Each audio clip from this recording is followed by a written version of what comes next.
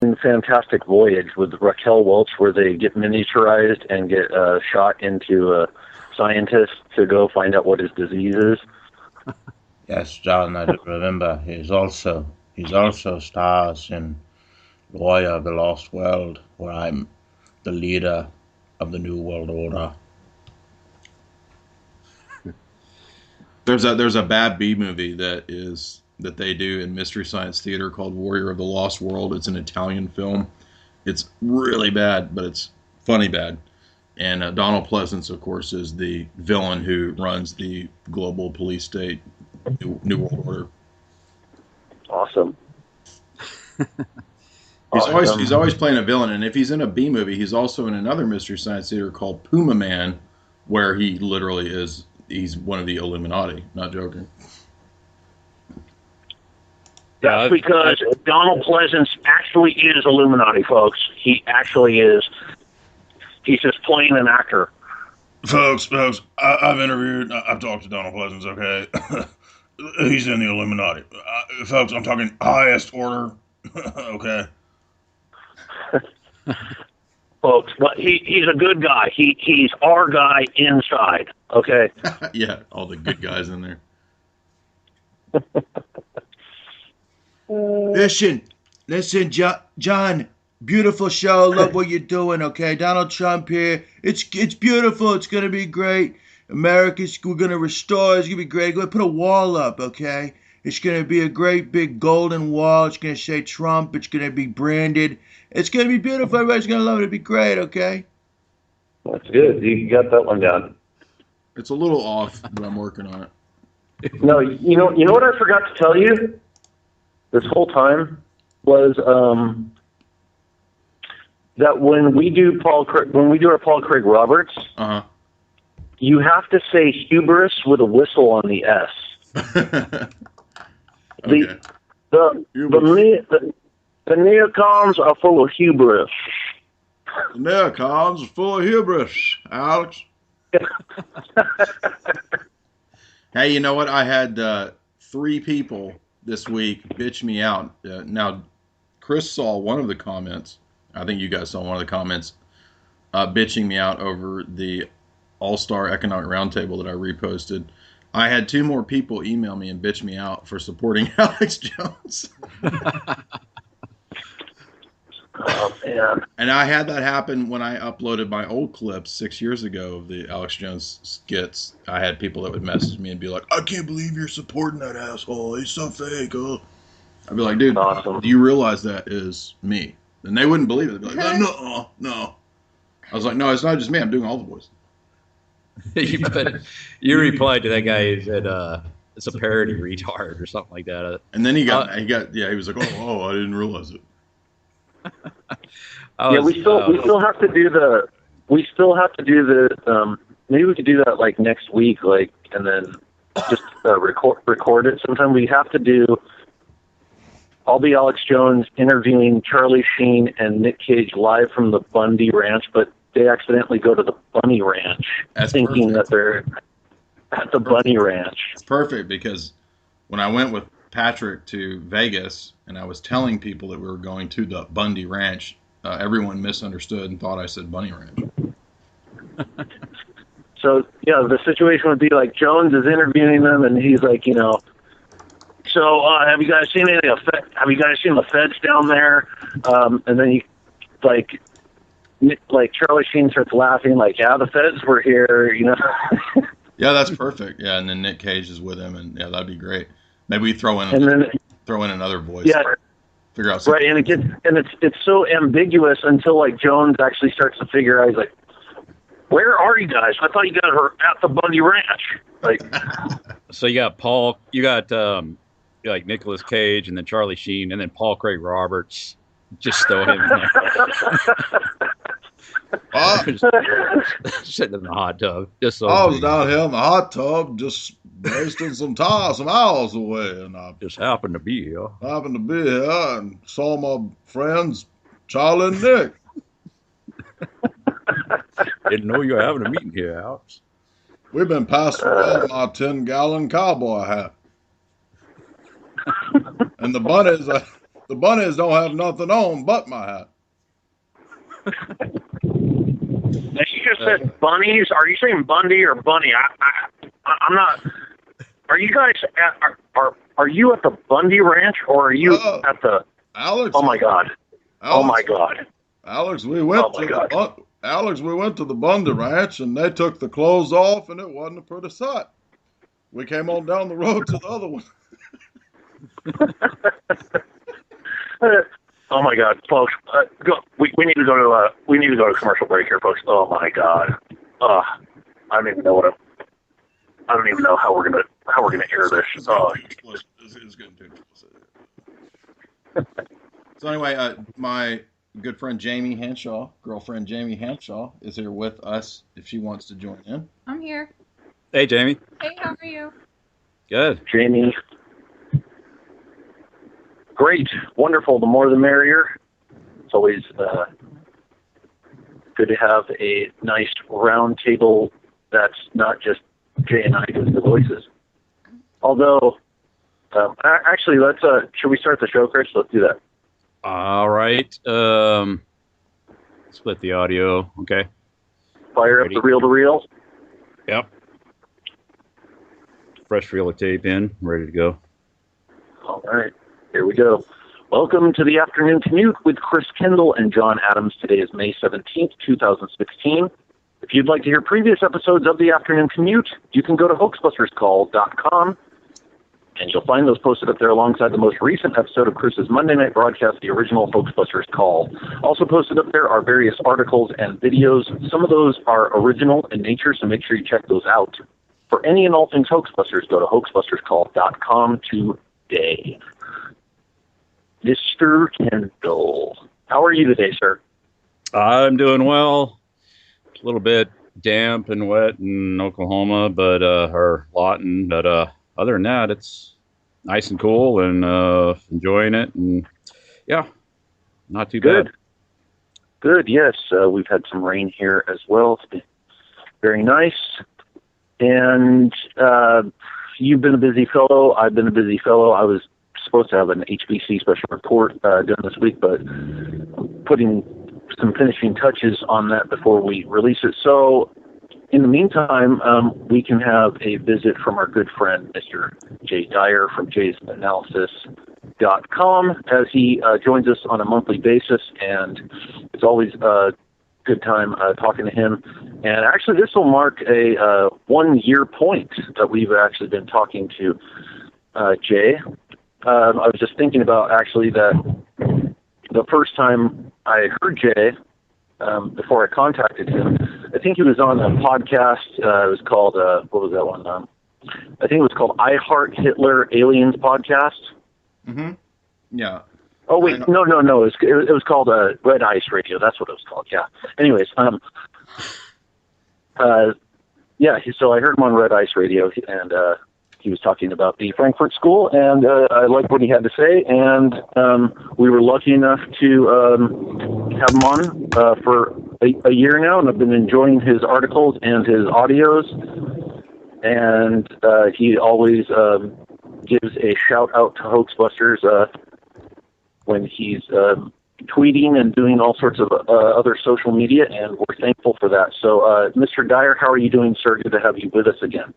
Doing well, and I have Jamie Hanshaw with me here, and we are looking forward to talking to you guys today. So, a lot of interesting stuff passing around the ether web today and the last few days since we've talked, and so I'm sure we'll get into that. I don't really know what topics you guys wanted to do, but we're here. We're ready to go. Doing well. Right. And Jamie was just on with Chris and I 2 weeks ago, and we discussed her book, Weird Stuff, which you can also find at Jay's Analysis. I just want to mention, too, Jay's got a book coming out in June, Esoteric Hollywood, so you can pre-order that.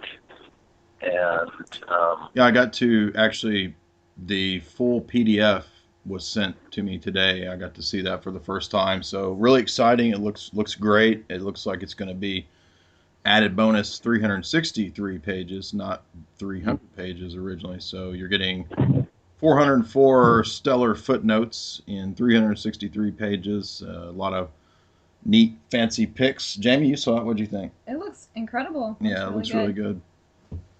Oh, cool. That's good. What is the title once again? Esoteric Hollywood. Alien bunny ranch girls from Planet XXX Dildo. No, that's Steve Quayle's book, not yours. Planet Triple X Dildo, yeah. Well, I'm on board. Yeah, you get a free bag of esoteric popcorn when you order it now. You get 3 squirts of esoteric butter. You get 3 glugs of butter. Whoa, that's weird. I'm not saying how it comes in the book. It may just ooze out the pages, but you'll find out.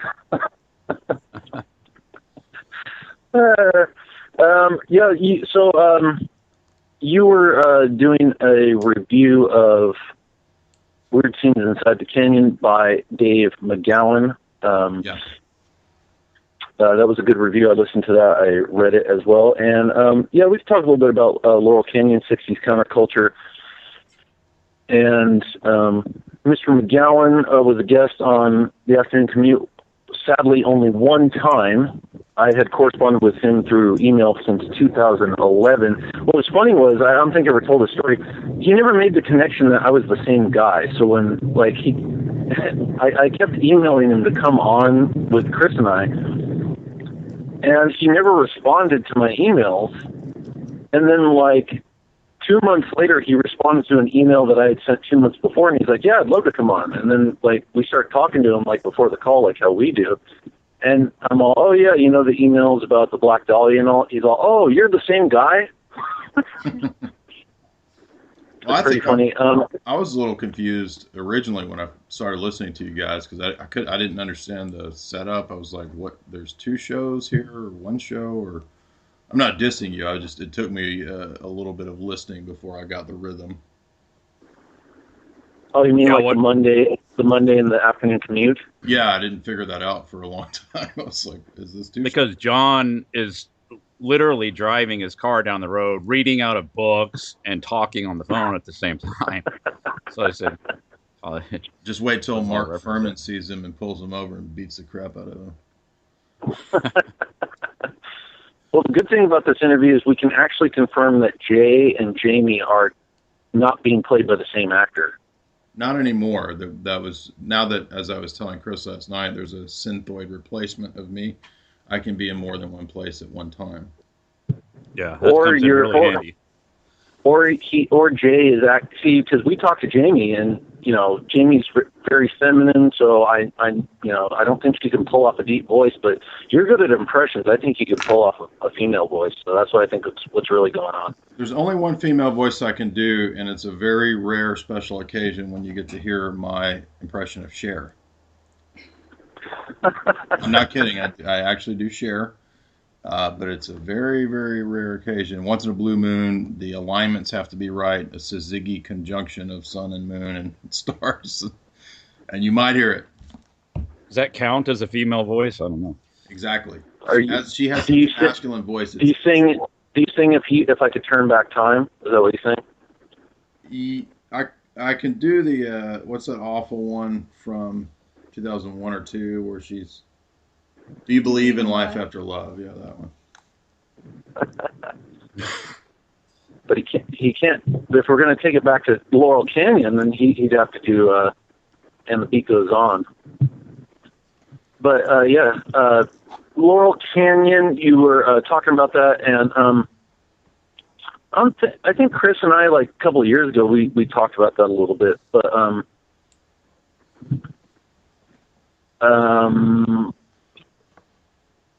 do you want to go ahead and get into a little bit of what you were talking about on your review of Weird Scenes and tell us what you've learned from that? Did you not know a lot about that? Oh, did you not really know a lot about that with the 60s music scene and all that? No, everybody who reads Jay's analysis knows that, I'm much more tuned into the film stuff because I've always just been, had an affinity for film and movies, and so I didn't really know a lot about music industry and that whole angle of it.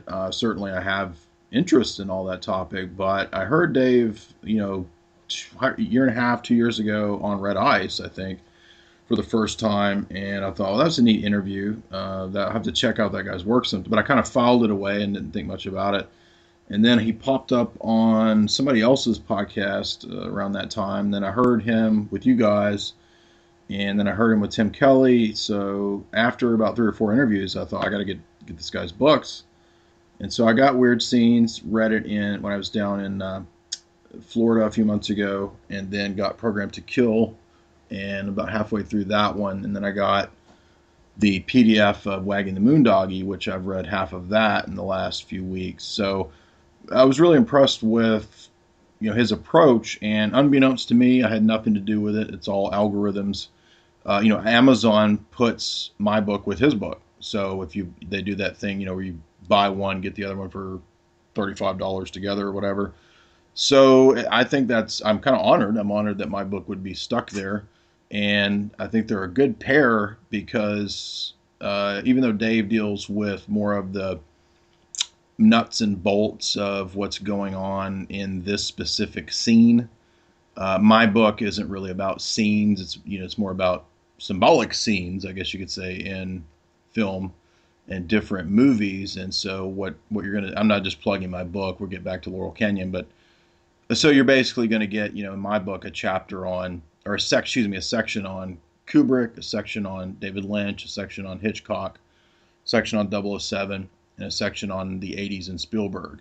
And, I kind of try to look at those decades and those seminal directors and what messages are under the surface that we're getting through those films in terms of, what predictive programming or whatever terms you want to use for what's really going on in the real world, the real world, not the synthetic real world of the mainstream media. And Dave's book is a great complement to that because he, deals with the mainstream perspective of what everybody thinks the 60s music counterculture revolution phenomena was about, that it's not about that.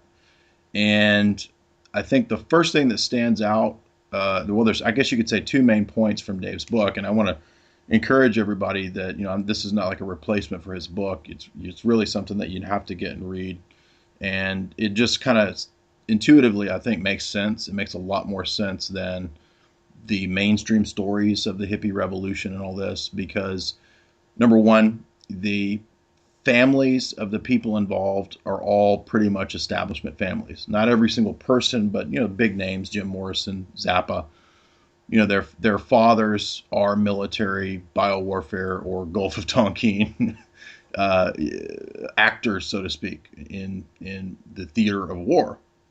And so, from there, the other great point that Dave makes early on in the book is that if these people were genuinely counterculture, they would not have been given airtime, TV time, magazine, print, full-page spreads constantly, Rolling Stone feature presentations, and major record deals. Right? I mean, the establishment would not have propelled them to iconic status if they did not fit in some way into the social engineering apparatus, which is really what the point was, I think, of all these revolutionary bands, so to speak. And you can find, even though Dave doesn't really deal with Tavistock, you can look at the Beatles and you can find connections to Tavistock Institute and the idea of the British invasion. And when you complement all of that with the material, John, that you've done with the punk scene, which I think is also a great compliment to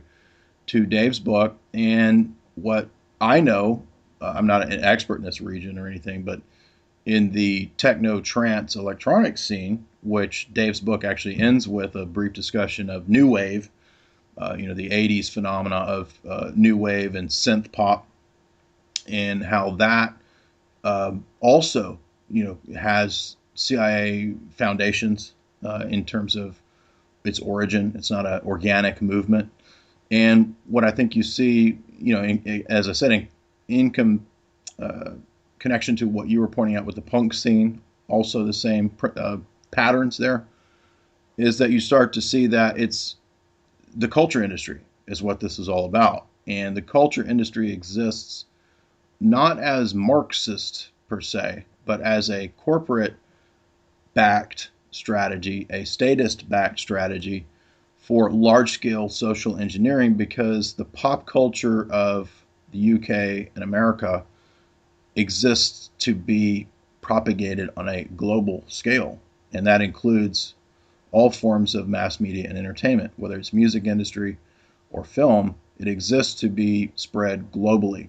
And that's really the central thesis here, I think, of all of the analyses that we have here. Dave's book, my book, in your work, John, and what Chris talks about is we're all kind of on the same page that these large-scale social changes that occur are not organic. They're not just happenstance. They're not just, one damn thing after another.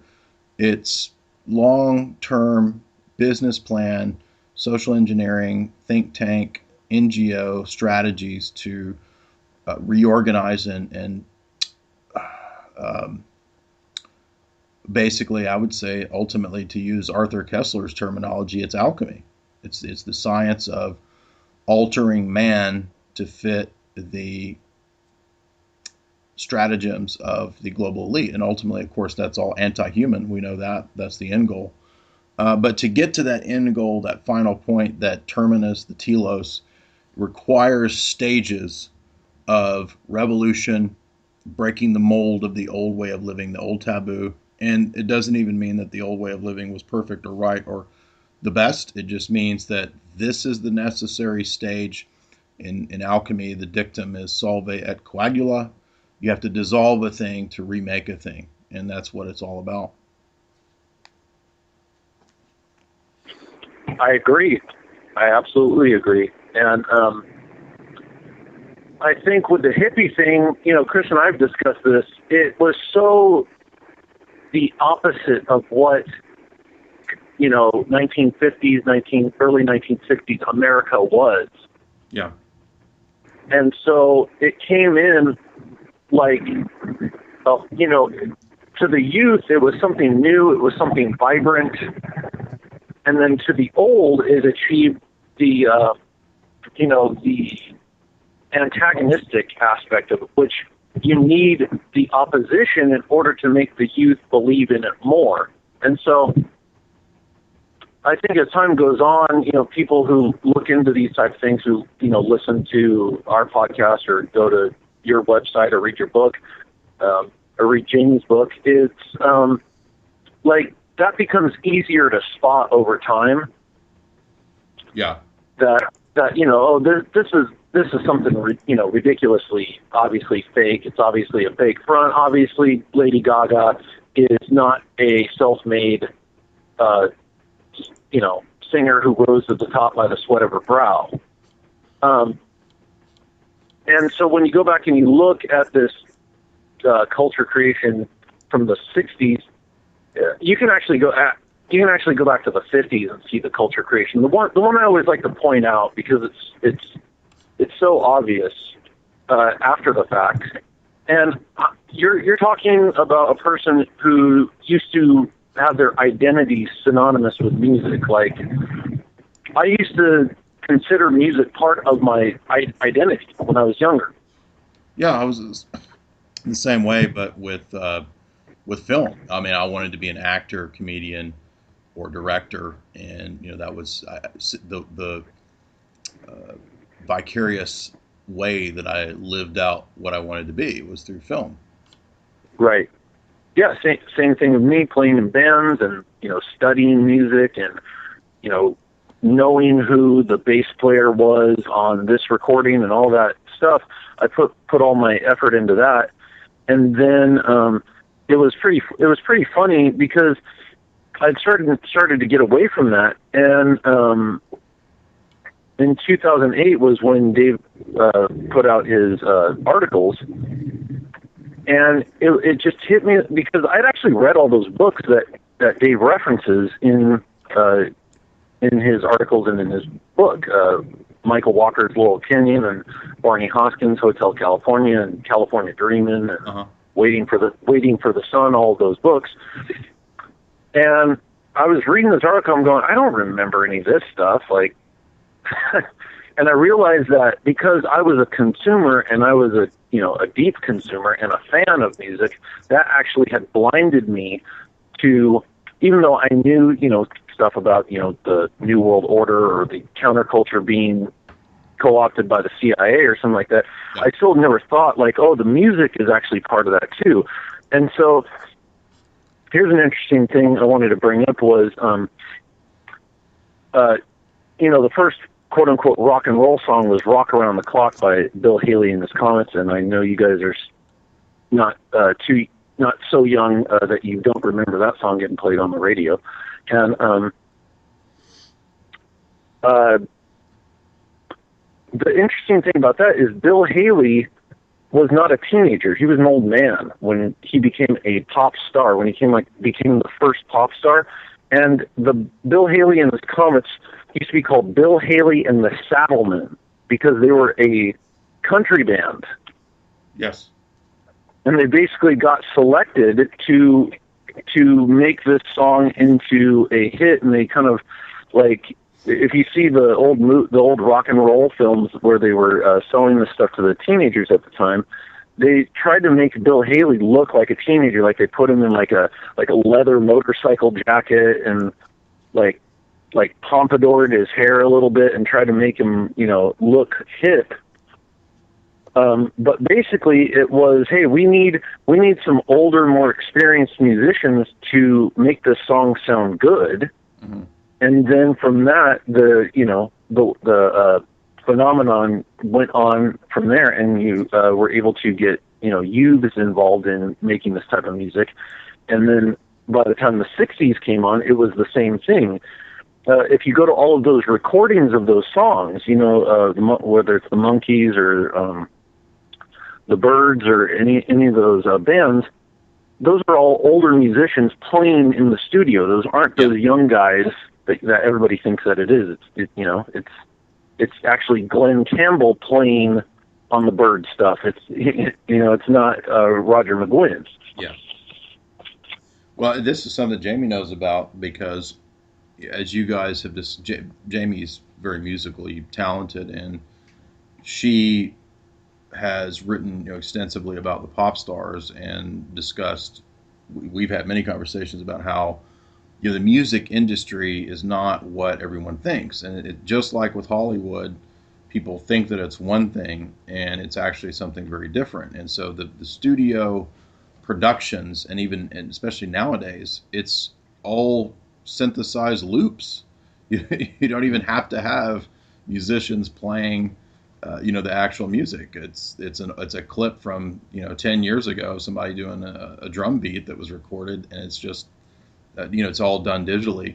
So you don't even need talent anymore, right? And you've got the auto tuning and all that. And so the pop stars, some of them, of course, I'm sure have musical talent. Jamie would know better about that with who actually has a good voice. But for the most part, the pop star is kind of the packaging sex symbol that you stick out there, to be on the cover of the CD and to go out and shake her butt on stage.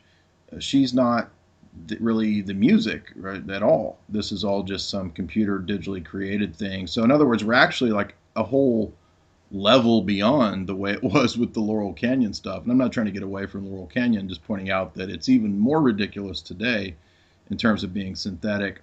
And this was the point that she and I were making in our podcast about B movies, is that when you look at the pop stars, they're really kind of like the junk food of music. Mm-hmm. What junk food is to food, the pop stars are kind of the junk food of music. Well, and think about how many pop stars have their Pepsi endorsements or other junk food like that. Like they market them the same way. Yeah, they have all the product tie-ins, and it all goes hand in hand. And then every pop star is going to have their perfume line first to get that poison in the air, and then their clothing line and on and on. You know, their brand is what they're trying to build up, basically, their name brand on everything.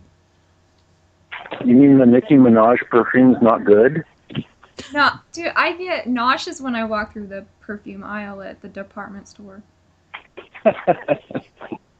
All that stuff is toxic, hormone interrupting, and Well, if you squirt Nicki Minaj perfume into the air along with Missy Elliott perfume, it actually smells pretty good. It smells.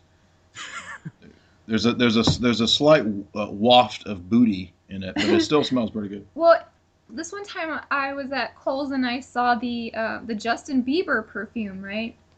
And the bottle is totally shaped like a phallus, and there's this springy thing on it that's there for no reason that moves up and down.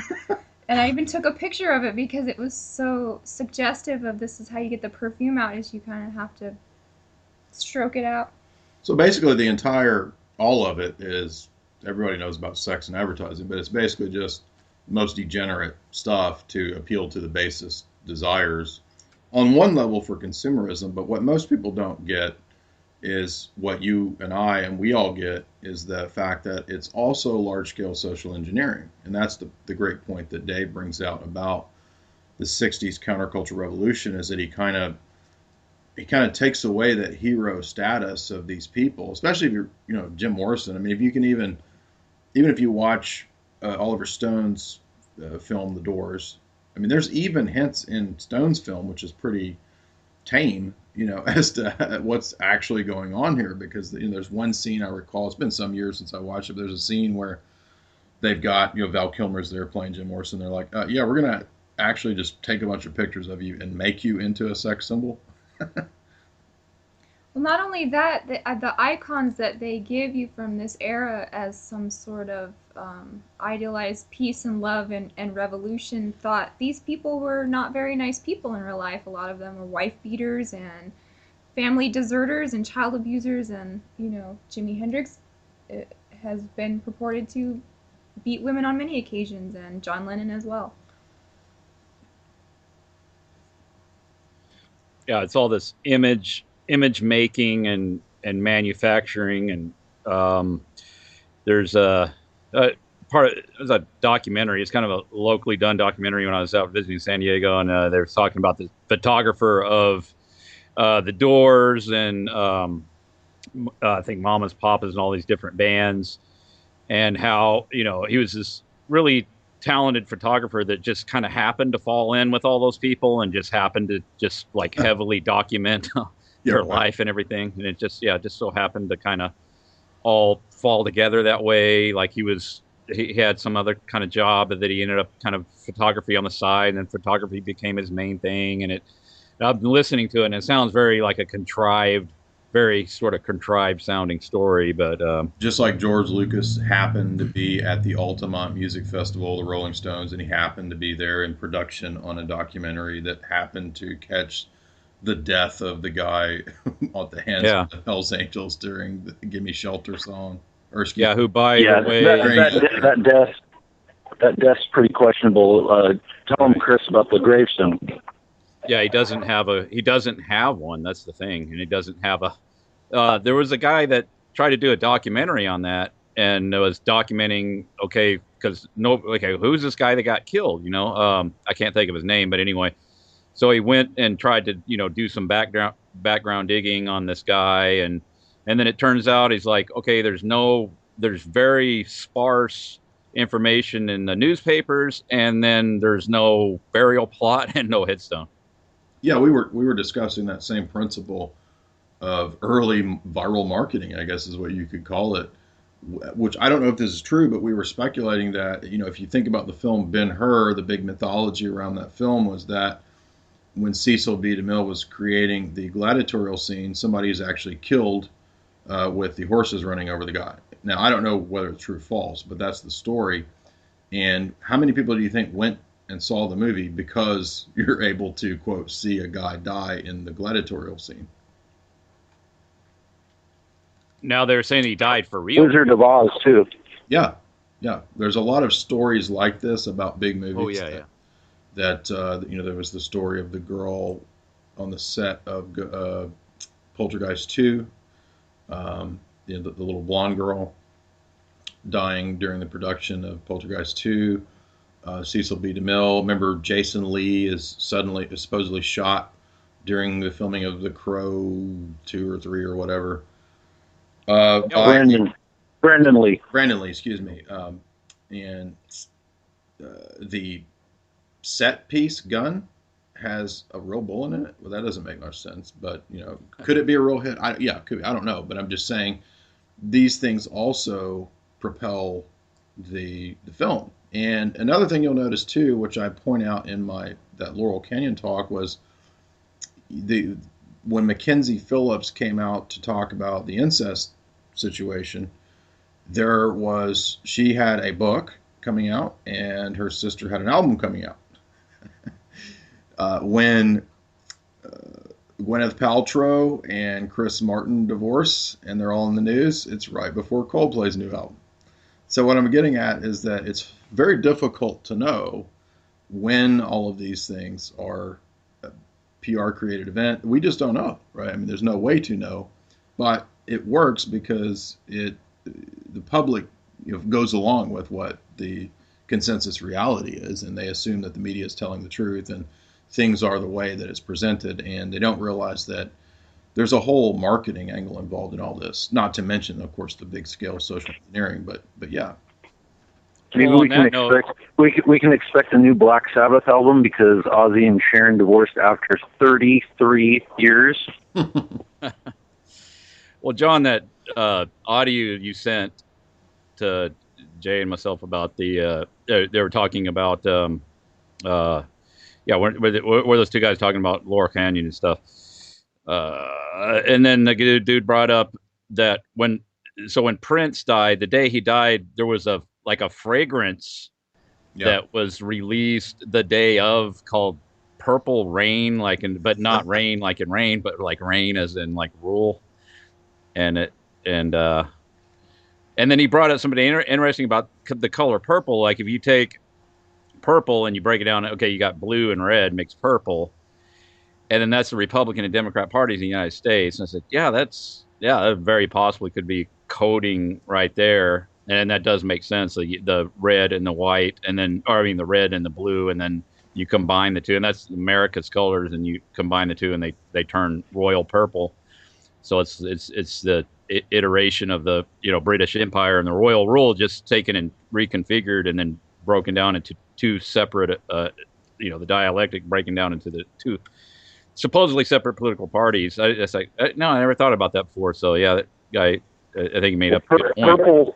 Purple is the real color of royalty because it's the symbol of the dawn. That's why you have that song from the big band era called "In the Deep Purple Dawn," because purple is the color of the dawn. It's the dawn of the new day, I guess. And that's why I think the Caesars were the ones who started wearing purple for that particular reason. And the robe kind of symbolizes like the rising, like the sun coming up over the horizon. Are you guys familiar with that occult symbolism? Roughly, because it does actually tie into, not to get too far afield, but there is similar symbology in the idea of liturgical vestments that the priests of different church traditions wear. There is some semblance with what you're talking about, so yes. But you would have, for example, the most societies prior to the modern era, they had some form of class or caste system. And so the Vatican, for example, would always write in what's called the royal we, and that means that it's royalty and the church, the princes of the church being the bishops, who would write in what's called royal we. We decree thus, we speak thus, in the same fashion as the way the princes and kings would write in terms of royal decrees or whatever. And so the outfits that are worn are also symbolic in many ways and have a significance as to signifying the class that you wear. So I have a buddy in the UK who says, it's still the case that you don't wear plaid unless you're upper class. So, the average guy doesn't wear plaid. It's not, it's taboo. It's not, you can't wear plaid. Now people probably, don't really pay attention to that much nowadays, but at least for traditional British people, they believe that, that's part of their tradition. So, yeah, there's all kinds of things like that. I mean, I'm actually from Clan Maxwell and Clan Scott, and we have our tartans. We have our clan patterns that signify the clan that we're from, and so that's. I knew you were related to Jordan Maxwell. Yes, Jordan Maxwell. Do your homework, and you'll find out that the tartan, the Scottish tartan, is actually the ancient skin from the pterodactyl. It's the skinned pterodactyl. When it's left out in the sun, it will actually dry out into a tartan pattern.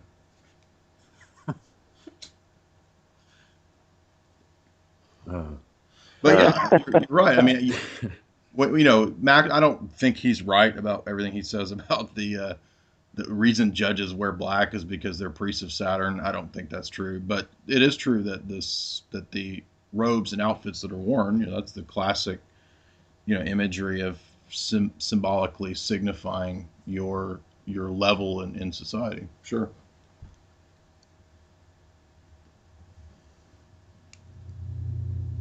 Hello? So you don't think they're the priest of Saturnalia? Yeah. Like, how do you get confirmation on a lot of this stuff? It's just like that, what I just got through bringing up. I mean, that sounds plausible, and I think there's probably truth to that. I think there is color coded and and then symbology and logos and all and in the flag and all that it has a esoteric and then a esoteric meaning and an exoteric meaning, I guess, right? Yeah. So, well, one reason I don't go into that kind of stuff too far is because a lot of times these things can be multi-layered, or they can have multiple significances. So, for example, the eye, I mean, that has been used as a Christian symbol before, just to signify divine providence, right? So it's an eye that signifies the notion of one God who knows all, right?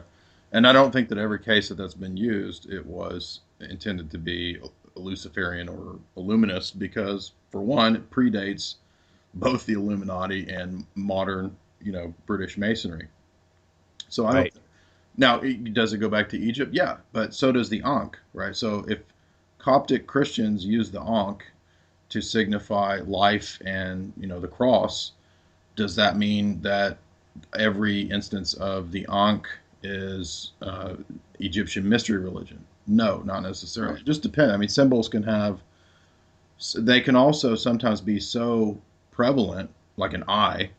I mean, there's eyes everywhere, right? It's a basic human. It's one of our fundamental aspects of human anatomy. Yeah, when I went to art school, the illustrator teacher in the illustration class was talking about that very same thing. He said, you see the eye a lot because human beings are inherently respond to the shape of the human eye. Something right. That it's just but. So there's nothing necessarily nefarious about seeing an eye on something. Another error that I think people make in symbology or semiotics is that they will go to an occult source, and if the occult source says that symbol XYZ means ABC, then it must be so, and that's not true. So, for example, you can find the Masons claiming that Dante was a Mason. Now, I've read Dante, and I have a decent understanding of esoteric concepts and ideas, but Dante was not a Mason. But they will claim pretty much any great man from history was a Freemason. Now, this is just part of their mythology that they utilize to, you see, all of those Egyptian pyramids, you see, we built those, right? Which is not true. Now there was a mystery religion in Egypt, but that doesn't mean that there's some historic succession to modern, Shriners down at the lodge or something. I don't buy that at all.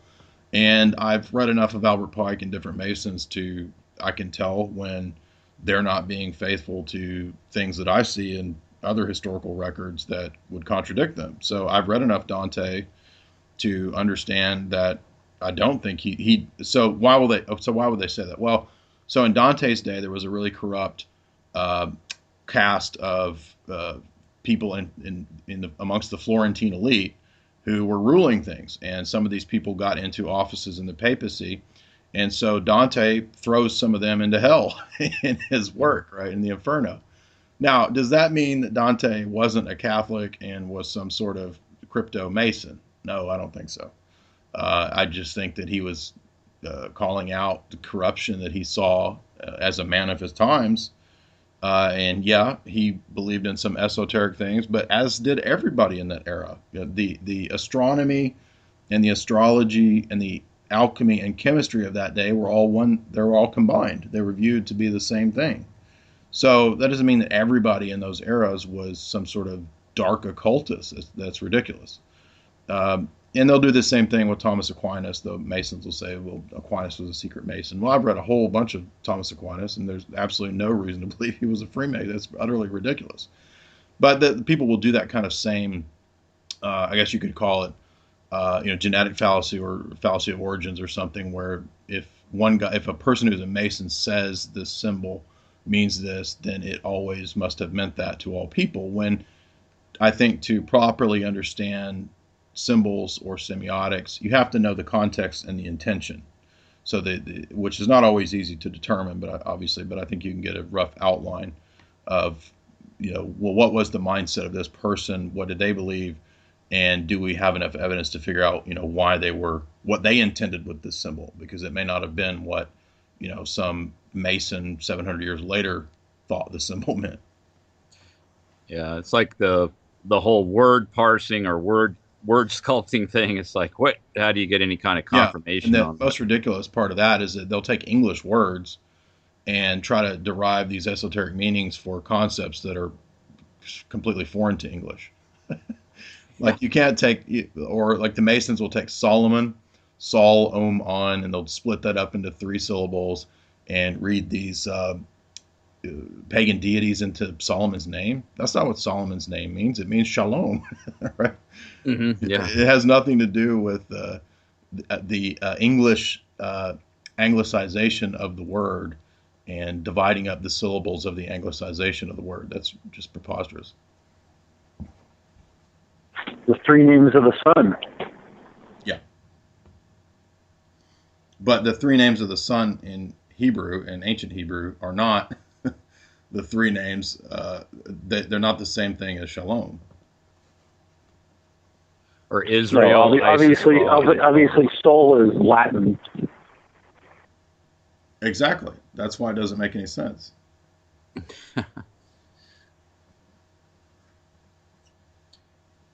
So if you ran across this book here, The Films of the 80s, A Social History by William J. Palmer. I have not, but it sounds really yeah, I was happening to run across it, and I'm looking at it, this chapter here, because it's talking about the Vietnam War. That's kind of going about the Laurel Canyon, and that's kind of that falls in that time period. And then this is all, a response or reaction to the, allegedly reaction to the, well, that's how it's presented to the official narrative, is how all the hippie free love movement and all that came about. But it's going into this book about the films of the 80s, that came out that dealt with the Vietnam War. Mm-hmm. I was going to read part of this, so it's going into okay, so that toward the end of, late 70s, they had the Coming Home, the Deer Hunter, Apocalypse Now going on into the 80s, and then Hamburger Hill, and Full Metal Jacket, all these different Vietnam War films.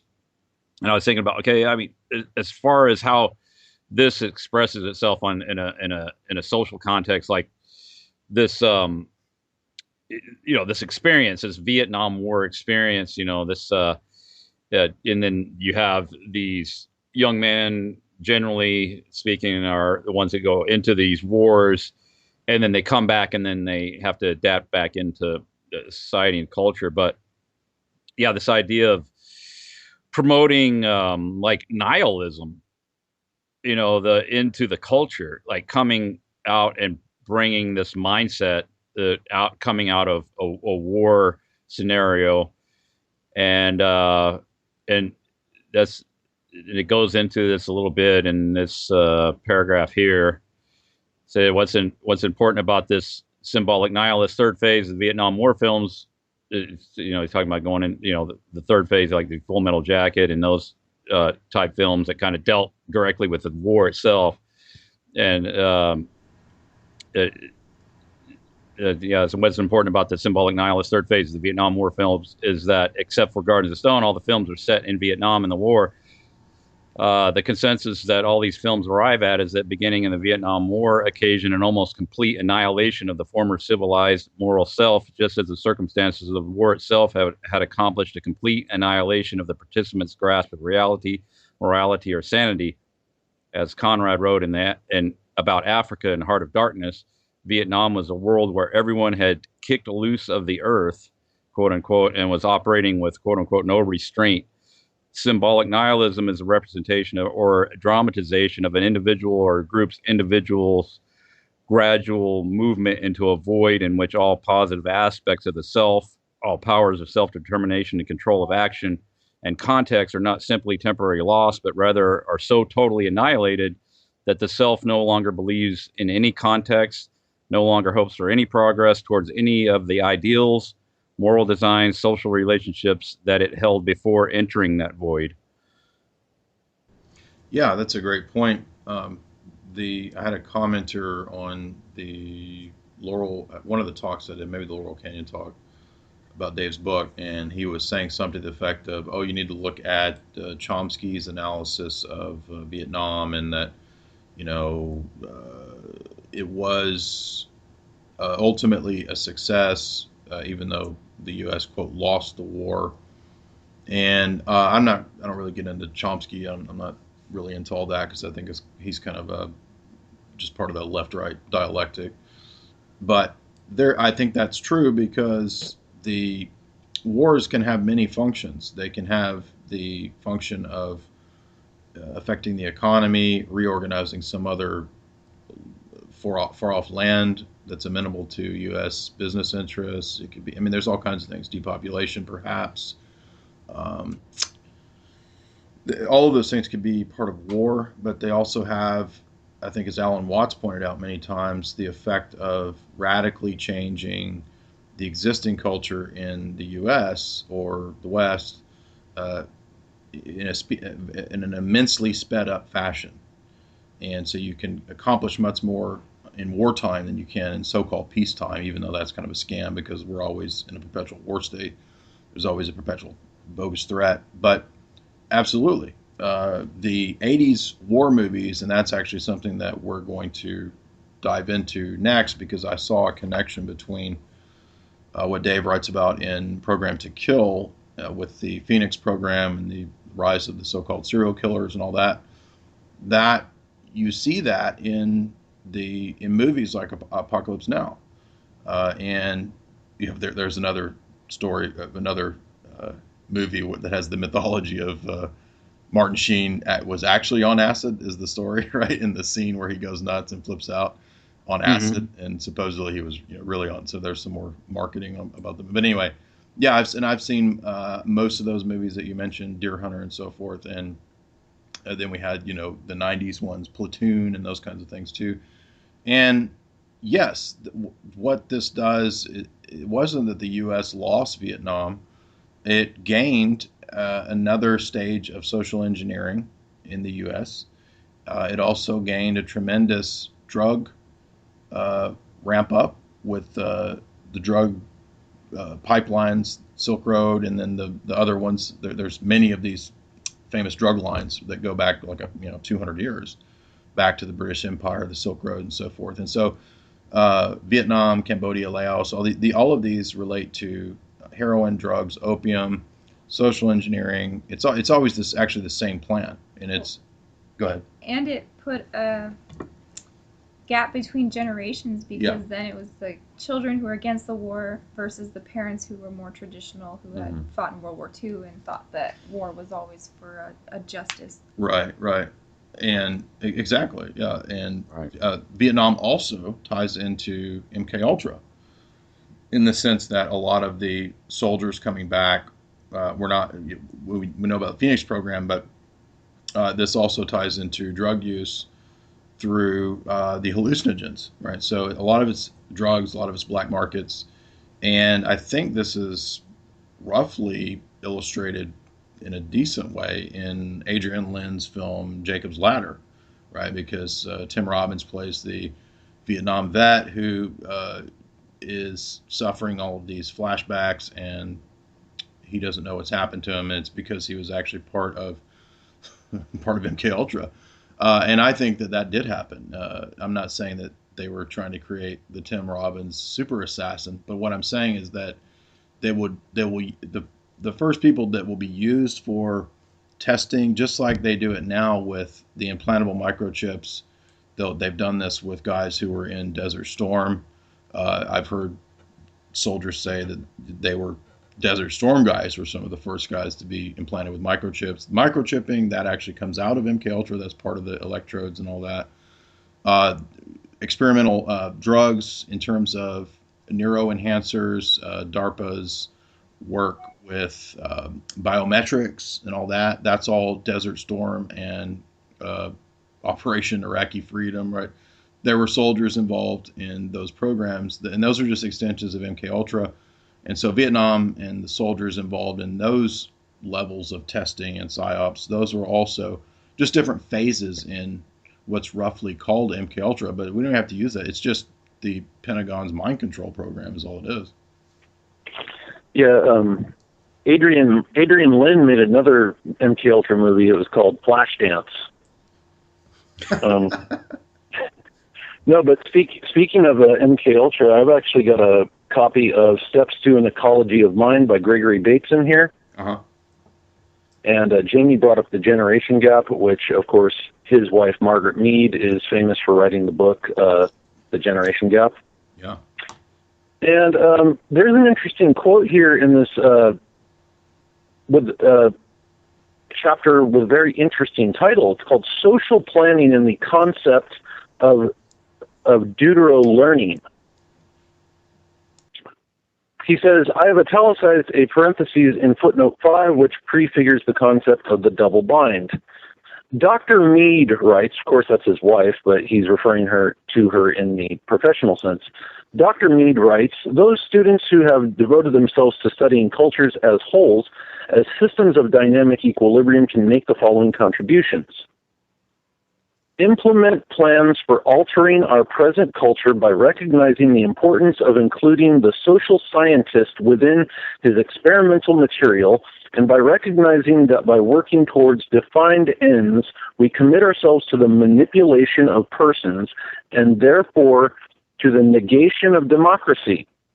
Only by working in terms of values which are limited to defining a direction is it possible for us to use scientific methods in the control of the process without the negation of the moral autonomy of the human spirit. Okay? Now, if you couple that with one of Mr. Bateson's colleagues, Jules Henry, he wrote a book called Culture Against Man. He says on page 31, in our own culture, there is no group that deserves more recognition and hence a position among the elite than the scientists and engineers. They are the central power from which emanate the new technical ideas and industrial products so necessary to the continuation of our culture, insofar as they are able to expand the array of lethal weapons so necessary to a warlike people. They are, in the truest sense, cultural maximizers. Okay? So these are books written for elitists, among elitist scientists, social engineers. the rock star doesn't have anything to do with actually engineering culture. No, So if did you? No, that's not true. Did you know that Bertrand Russell actually cites in his footnotes over 20 times Katy Perry? yeah, When yes. when Jonas Salk was writing about inoculations and he mentioned Toxic, he's citing Britney Spears' Toxic song. Jonas Salk, he was one of the Jonas Brothers, right?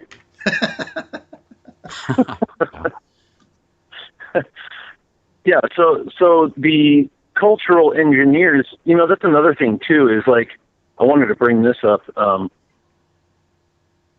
Actually, I heard Jamie on a call from a long time ago talking about how Elizabeth Montgomery wore a specific type of heel on Bewitched because the size of the heel made like her legs and behind more appealing. Yeah. And let me finish and then I'll let you go, Jamie. Okay. So the other thing that was going on at the time is we kind of look at these, these counterculture figures as having the most impact of the time. But if you go back and look at all those old magazines, Time, Newsweek, Life, Look, and then you look at television shows like Bewitched or Gilligan's Island or whatever, the culture that the average person, the person who wasn't a long-haired hippie, they had all of those changes built into the stuff that people were normally doing, not going out in a grass field and starting a commune. It was already built into the culture that people had become normalized. Television and clothing and hairstyles and all that stuff had become more permissive just in the normal sense, not even just like, there's naked chicks dancing at, a Doors concert. It was that the stuff that the average, quote unquote, traditional American was engaged in, that culture had changed as well. Yeah, I picked up this book by Anton LaVey called Satanic Witch, and that's where I was reading about high heels and his affinity for the 3-inch spike heel. And so this is a book teaching women how to manipulate men and other women to get what you want by using your sexuality. And the type of woman he is describing in this book, I saw almost word for word is the girls in Sex and the City. Yeah. Who are always, wearing their Manolo Blahnik shoes, and they're very materialistic and anti-traditional feminism. They got that Gucci bag. And there was even one episode where she, you find out she keeps shoes in the oven because she doesn't even cook, so she doesn't do any kind of nurturing or feminine activities like cooking and homekeeping and child raising or anything like that. And so I thought that these girls from Sex and the City were like the epitome of the satanic witches. Well, one of the great points that Jamie's made too in her books that I didn't notice, focusing so much on film, is that it's the point that John's making, I think, is that the alterations in the culture don't always come from these, rabid, revolutionary, radical presentations. It's subtle things like board games or children's toys or high heels. These kinds of things are very subtle changes that kind of, it's like death by 1,000 cuts. It's like all of these things add up to, big changes that seem subtle and gradual. But, like Jamie's saying, Sex in the City is the perfect incarnation of what Anton LaVey's talking about with bitchcraft, basically. And at the very end of that show, she has the big monster wedding, right, which Jamie talks about too. She has the big monster wedding, and that's what it was all about, was having that huge wedding, that cost, $200,000 or something. That's what getting married is all about, is having a big wedding. Well, and didn't she end up running out on that one, or he ran out on her? She got left or something like that. It didn't even happen. I've never seen the show, Yeah. thankfully, I've and I seen never some will. of them. But I don't know what's going But on. yeah, you're right about that whole the wedding industry and the whole fairy tale relationship is pretty detrimental to the men and women. The battle of the sexes, right? This is a tech. What's the little euphemism they use for the? I can't remember. It's slipped on my mind.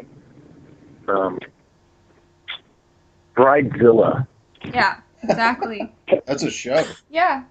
So my Super Sweet 16 is the mini version, and then when they grow up, they're a Bridezilla. Yeah, see, you have shows that you're able to follow along with and chart as you progress through the mind control brainwashing machine. Well, first you got Toddlers and Tiaras, Yeah. right, which is an abomination of an idea, right? Sexualizing little girls. And then these princess program girls grow up and they're the monsters you see on My Super Sweet 16, and then they just grow up to be the girls you see on Bridezilla and Real Housewives, which... But the majority, what's interesting is that the majority of the people out there are not this way, right? They're highlighting a certain lifestyle of, fabulously wealthy people as if that's the good life. And most of it, of course, is even still dramatized theatrics for, quote, reality TV, which is all fake. And so it's projecting the idea that the elite lifestyle is this, and it's being this way, and that's how you'll achieve, fulfillment or whatever. But it's all designed to wreck you. And it makes Americans seem incredibly shallow and horrible people.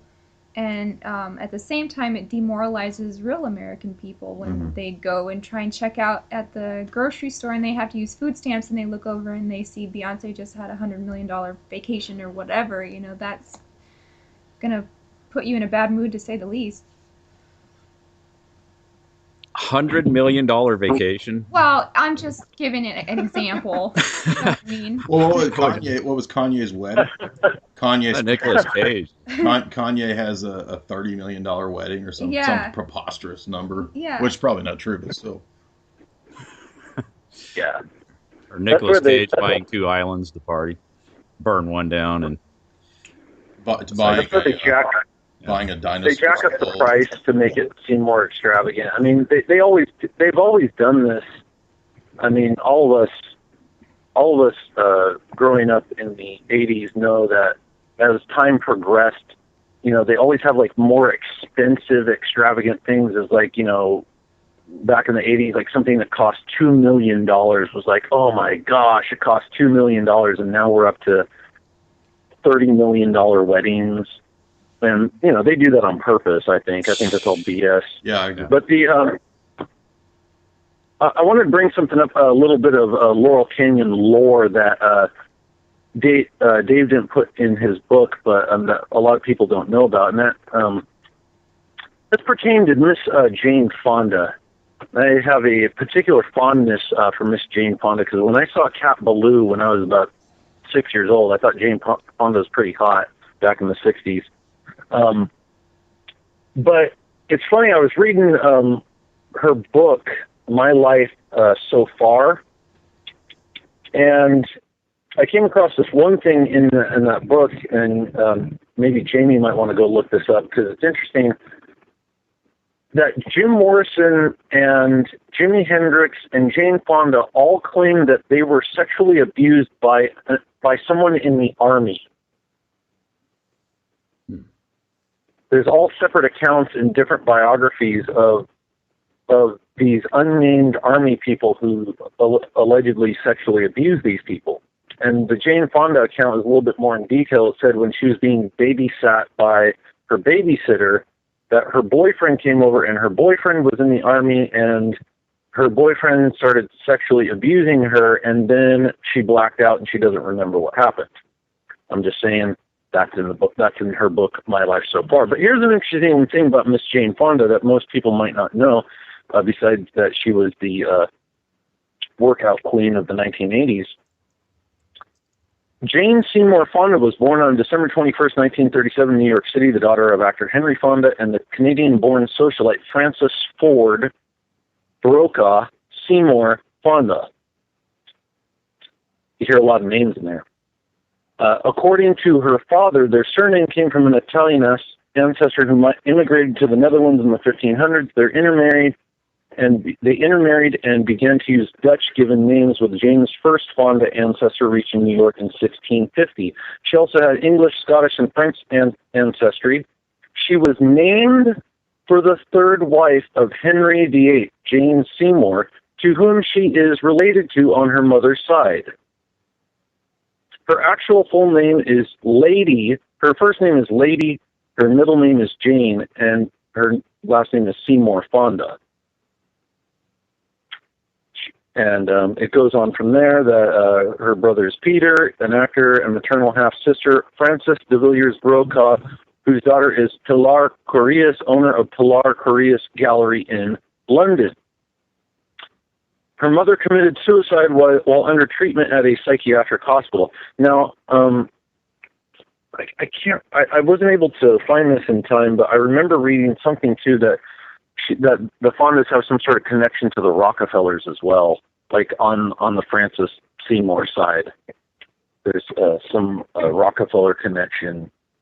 I can't remember what it is, but yeah, I just wanted to throw that out there because this is an interesting thing that I brought up on a call with Chris a long time ago.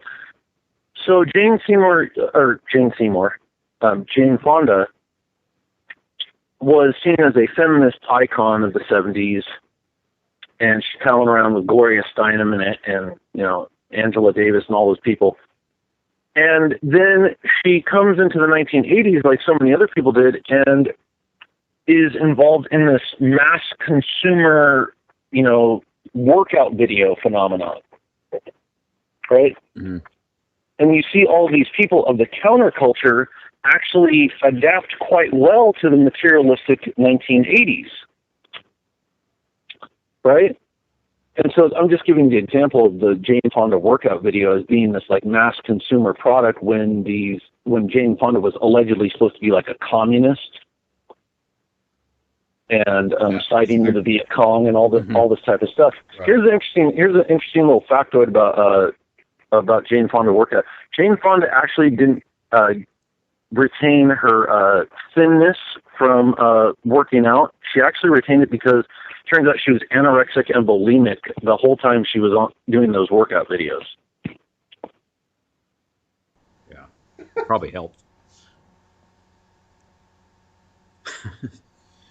Let's get physical. Who's that? Is that her? So her workout videos were basically a scam.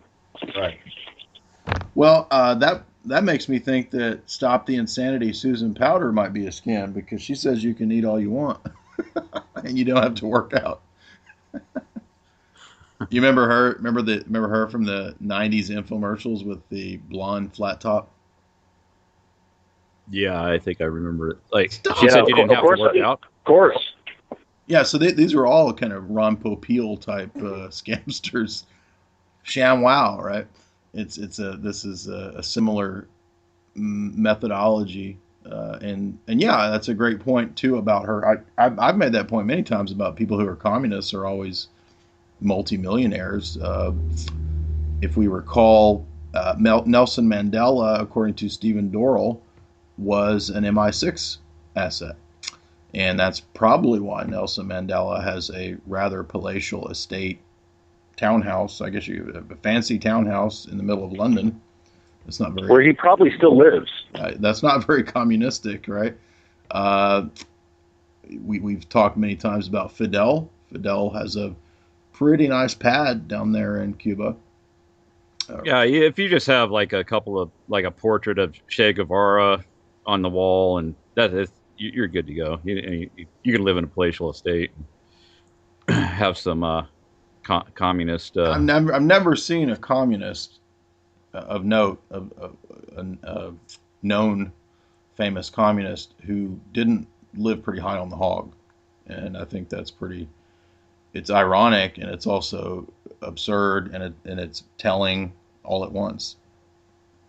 Well, I mean, I think it actually kind of fits nicely into the whole communist ideal. I mean, isn't it kind of, you have the uh,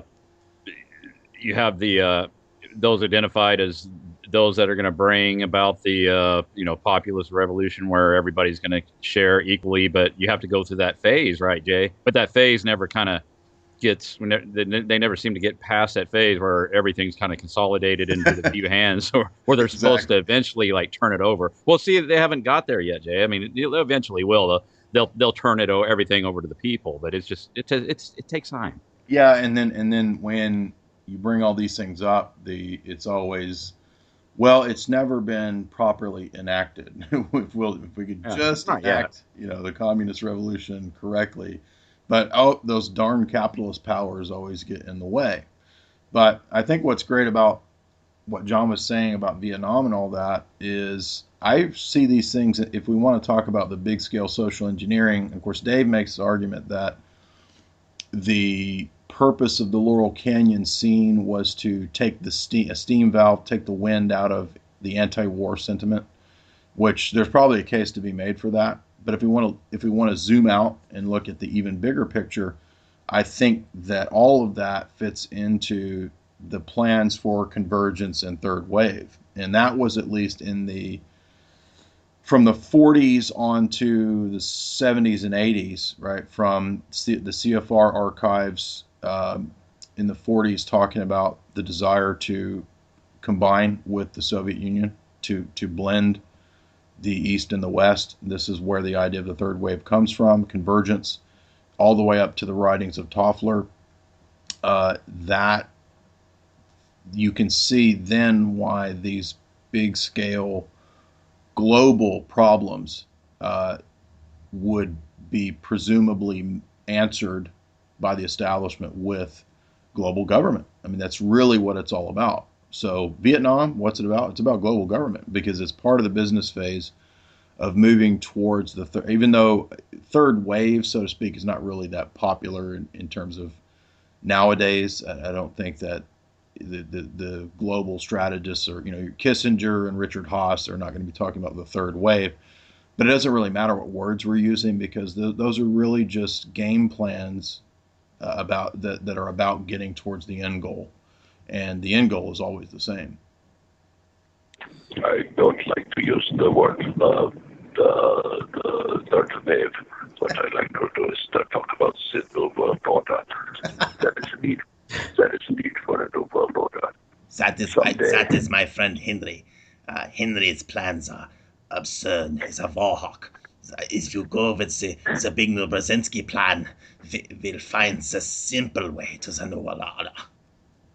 This is the Charlie Rose show. I don't give around Charlie Rose. Yeah, Brzezinski is like that weird, like, yes, he's like a weird, like, he looks like David Bowie and Ella DeGeneres had a baby.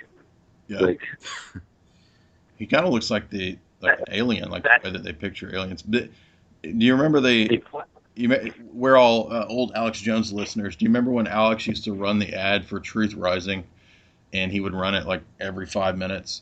So every time I think of Brzezinski, I think of that ad, and I think of Luke Rudkowski from We Are Change calling out Brzezinski, and then the clip is Brzezinski going, "Sit down and shut up." That's right. Yeah. The plan is for Russia to be contained through a proxy war. I do not like the plan of my friend Henry over here. Sit down and shut up. Sit down and shut up. Yeah. Is that the one where he's running down the street from the security and all that? He's filming it the whole time. I think that's Kissinger. Kissinger's running away. Yeah, there's one where Luke Rudkowski is running down the street away from security. They're trying to grab him, and he's running down. I don't know if that was. This is where he's at a lecture. Brzezinski giving a lecture, and Rudkowski, I guess, stands up in the middle of it and says, "What about 9/11?" Says you're scum. Yeah. He says, "You are scum, sir." That was pretty funny. There was another one where he was giving a speech at Columbia University, and like the entire audience was "We Are Change" people, and question after question that people ask, they just keep like, and then he calls them all LaRoucheites, like he thinks it's all LaRouche people. Have you ever seen that clip? No, that sounds great. There's a good one with, I can't remember the guy's name. It's Jay something, and I don't really follow the site. It kind of takes a sort of a leftist bent. Real News, I think, is it Jay something from the Real News. And this guy got an interview with Brzezinski, I think for like an hour, 30 minutes or an hour, and they sat down. And he asked him, straight up about the Mujahideen and all that. And it's worth watching just to see how slick and clever Brzezinski is at getting around it and turning it around. So he's pretty much a master of framing the debate, because you think the guy going in, I'm not saying Brzezinski is, I'm not saying he proves the guy wrong. I mean, it's pretty clear that I think, he's admitted that, yeah, they had but what he does is he gives this very elaborate dance around answer, and then turns it and asks the interviewer, questions. And then the interviewer guy's like, but.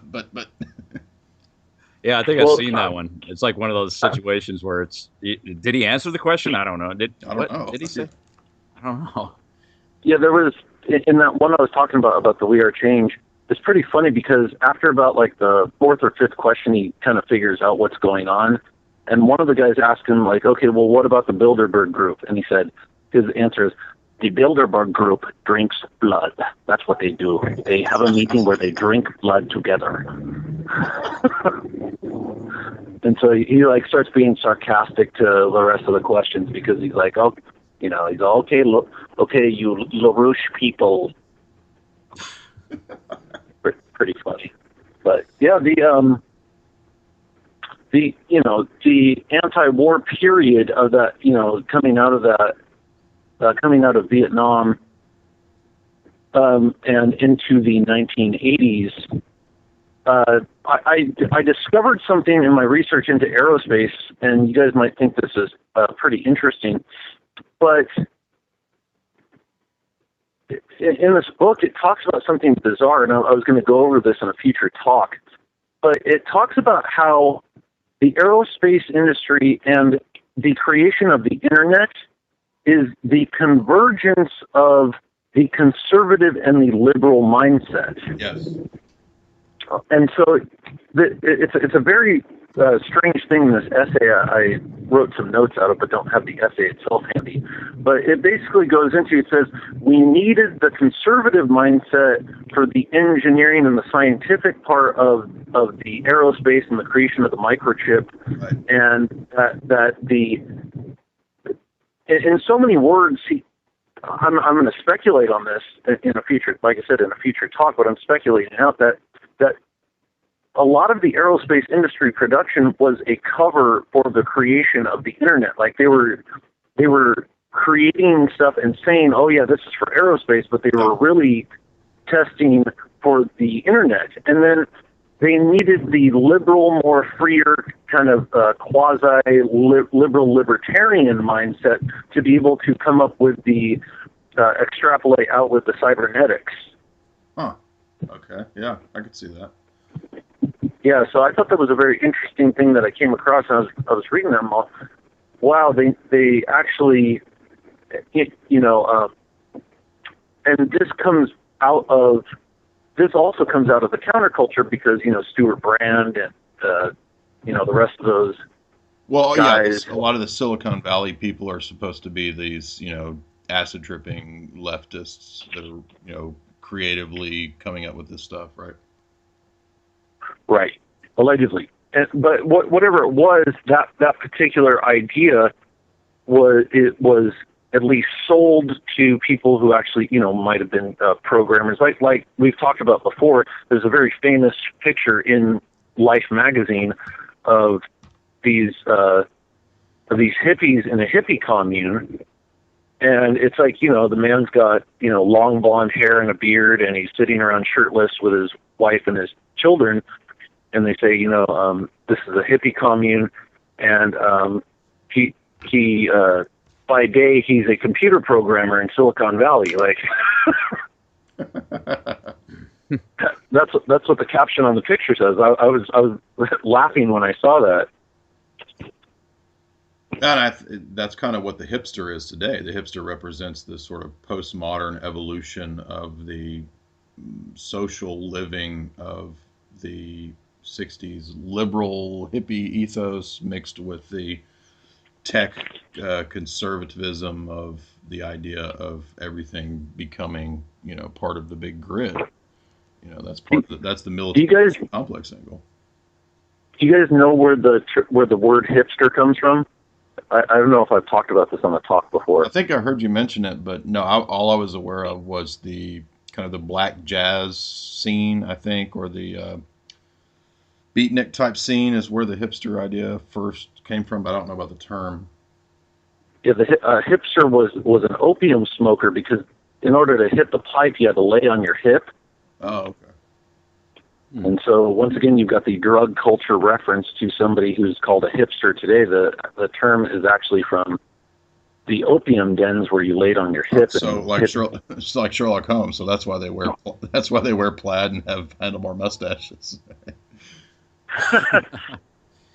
Yeah. So when that became when jazz musicians started were opium smokers. There's actually a very famous piano player who called himself Harry the Hipster, and he actually had, back in like the 30s and 40s, he had novelty songs about drugs. He had a song called "Who Put the Benzodrine in Mrs. Weber's Ovaltine," and who put the Nembutal in Mr. Weber's overalls, and there's all sorts of like novelty songs from the 20s and 30s that are all about marijuana and heroin use, and so the drug culture was alive as far back as the 1920s. That's for sure. Sure. Just not with the psychedelics. Well, yeah, check out those series of documentaries, Sin Cities, and yeah, you'll be pretty surprised if you weren't familiar with that, how much debauchery and decadence and stuff was going on in the major Western cities, like in Berlin and Shanghai wouldn't be in a Western city, but it's Shanghai and the different places around the world during the 20s and in 30s. And what did John just drop off? Yeah, it makes me a couple quotes that came to mind that I put in the book, and the first one is, quote, "The American motion picture is the greatest unconscious carrier of propaganda in the world today." That's from Edward Bernay's book, Propaganda. The other quote is from a writer, Jeffrey Steinberg, and he says, "Bertrand Russell's blunt description of the scientific dictatorship was matched by the account of Aldous Huxley, author of the utopian tract Brave New World, in a speech on the U.S. State Department's Voice of America, the CIA Voice of America, in 1961, a world of pharmacologically manipulated slaves living in a concentration camp of the mind, enhanced by propaganda, psychotropic drugs, learning to love their servitude, and abandoning all of their will to resist. This," Aldous Huxley said, "is the final revolution." And there you see and that even though Huxley is saying it in 1961 prior to the revolution, Huxley wrote Brave New World, as I've said many times, in 1932, describing what it would be. So all the way back in the 30s, they knew what would happen to get to the stage of, test tube babies and artificial insemination, all that where we're at now. One of the bump on the road that you had to go through, the business phase you had to go through, is the 60s revolution. And there's Huxley telling you right there that to get to the concentration camp, you needed psychotropic drugs to be promoted. I couldn't think of a better expose of the 60s revolution than one of its engineers. Oh yeah, absolutely. Like I've said this before that I think the whole Vietnam War was primarily to change the culture in the United States. Exactly. And that's what it was. That's why the war was conducted. That's why the war was waged to bring about all the subsequent cultural movements that came out of that. But that's you're talking about warfare. It. I think the going to a country, blowing up their landmarks and all that stuff. Talked about this before, like with Iraq and what they did in Iraq. They go after cultural centers, cultural icons, statues, landmarks, and stuff like that, where it gives the people a sense of cohesion, identity, and belonging, in their community. So they'd like blow up schools, museums, works of art destroyed, and stuff like that. And I, after I kind of absorbed that information and stuff, and I come to the realization, it's like, yeah, it's that is the main thrust of war, is to create, to break down the identity of the target, and then create a new market for your target niche. Exactly. Yeah, roll out McDonald's and Hollywood, and you've got a new colony.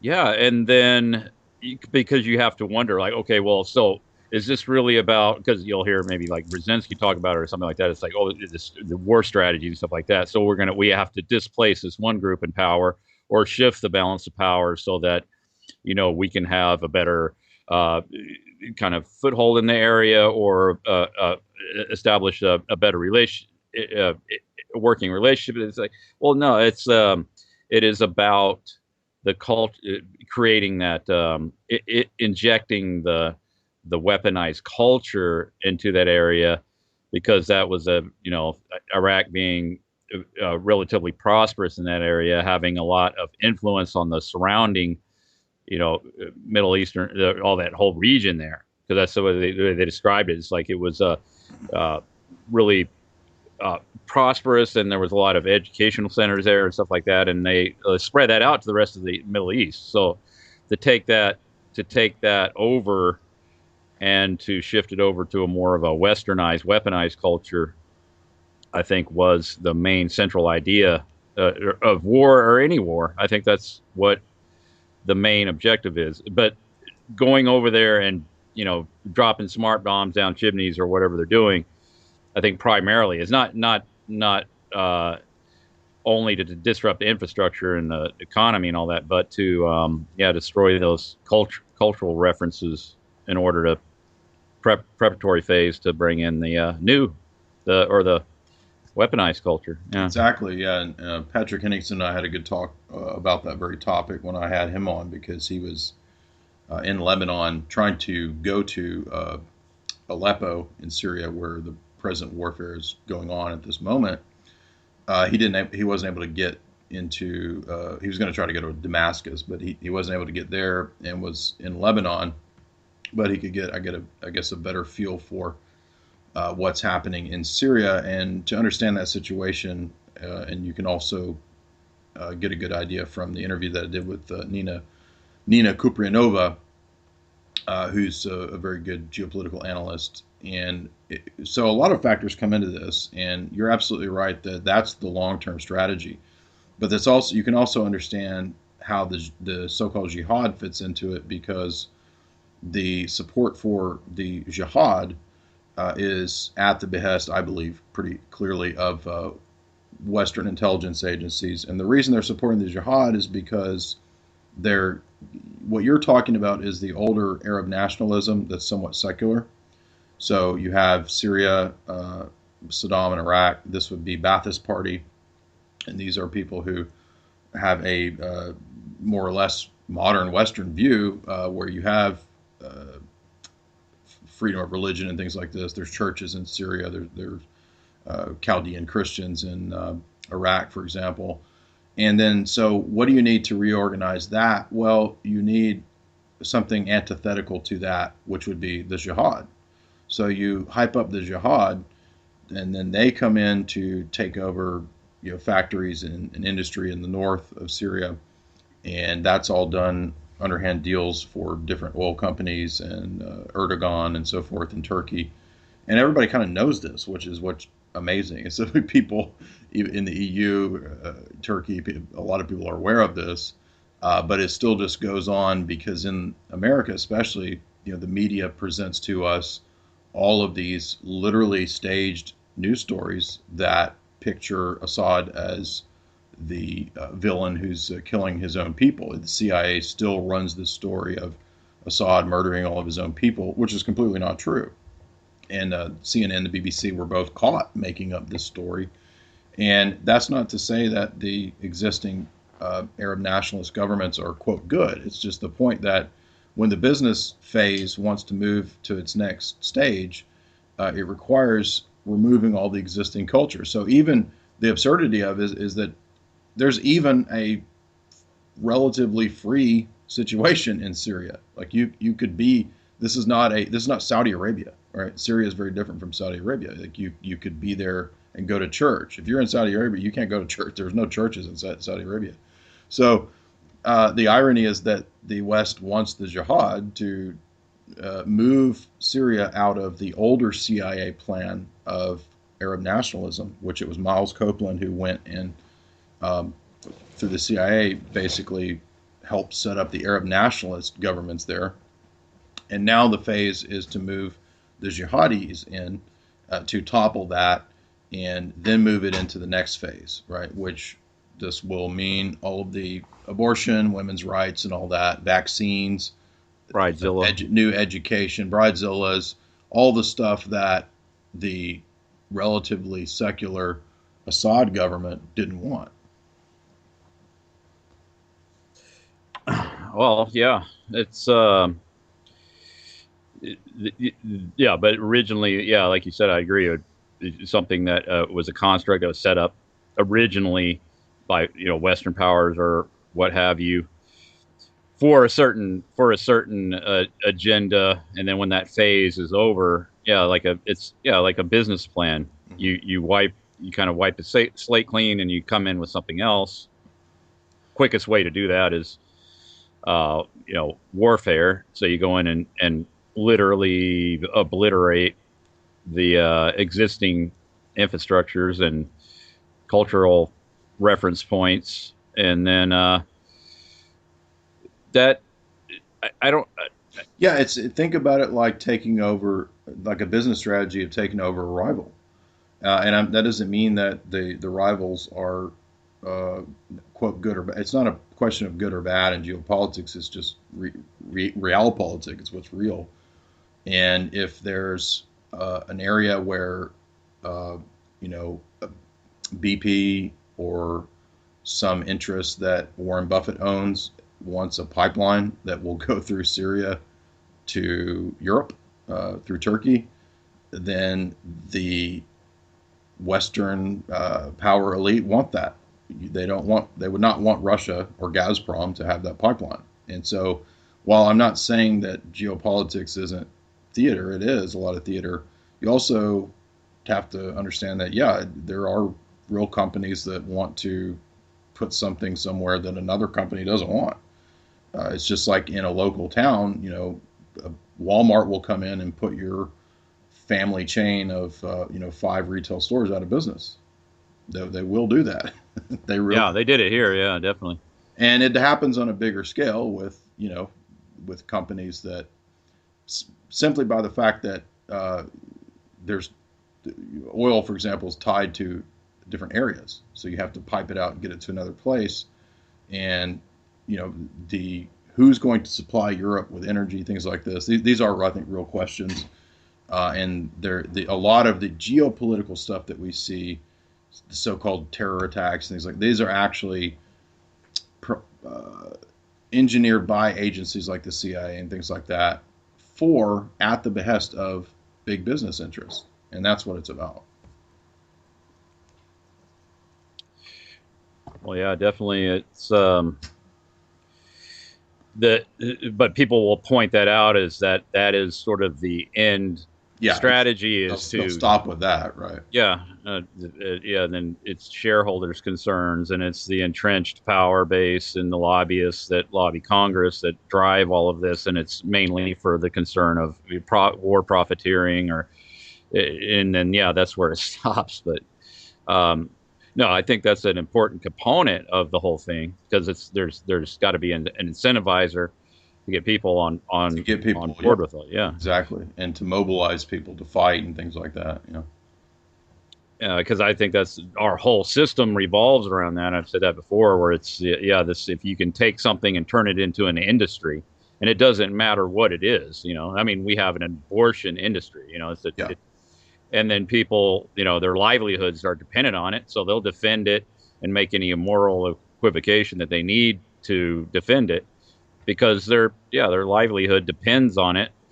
And then once that gets established, then yeah, people will then work to put out material propaganda basically that it will put public relations spin on things, and that's how the system works. It's public relations as being a huge component because once you have an industry established, then they hire public relations firms to paint whatever it is. It doesn't matter what it is, they can paint it in a certain light. Yeah. So Well, it makes me think. Jamie did a lot of research on the notion of war as a kind of a form of sacrifice for the totem of the flag, which something that you talk about quite a bit. I thought she could have some good insights on war since she read a couple books on that I thought looked pretty interesting.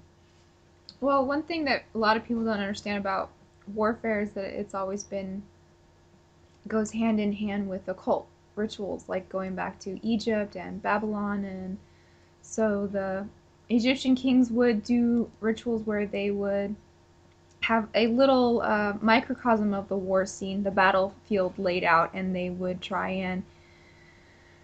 and do spells over the Model. the chess pieces or whatever, the model, and influence the battle. And so if you follow all the symbols that go along with war, you got your pentagram and your chevrons and your all the regalia that generals wear and everything. This is very occultic, and it has to do with what he was talking about, sacrificing children for the better of the empire and the state. And you have, instead of dying for a god or a king, now we die for the totem of the flag. Yeah, exactly. So the irony, I think, is that people think we live in an irreligious era, and I guess in one sense we do, depending on how you define that term. But in another sense, everybody just goes off, marches off, and dies for the flag as a kind of human sacrifice without even thinking about it. It's still human sacrifice, regardless of the occult trappings or not. Well, and they're shamed into it by their friends and neighbors. Yeah. If everyone else has their boys going off to war and you refuse to let You're yours a coward. go, You're a coward. Yep, you're anti-American and you don't support the troops. Mm-hmm. Exactly. Yeah, I think that is directly parallel to like the ancient practice of sacrificing children to idols and stuff like that. I don't see how there's that big of a difference. I mean, you have it's just carried off into another kind of level of abstraction where the new god is freedom and democracy. You have to die for right. freedom and democracy. Well, have we ever been invaded since the Revolutionary War? Never. So people aren't dying for protecting their land and their family from invaders. They're going out and empire building on conquest. Well, Chris, you would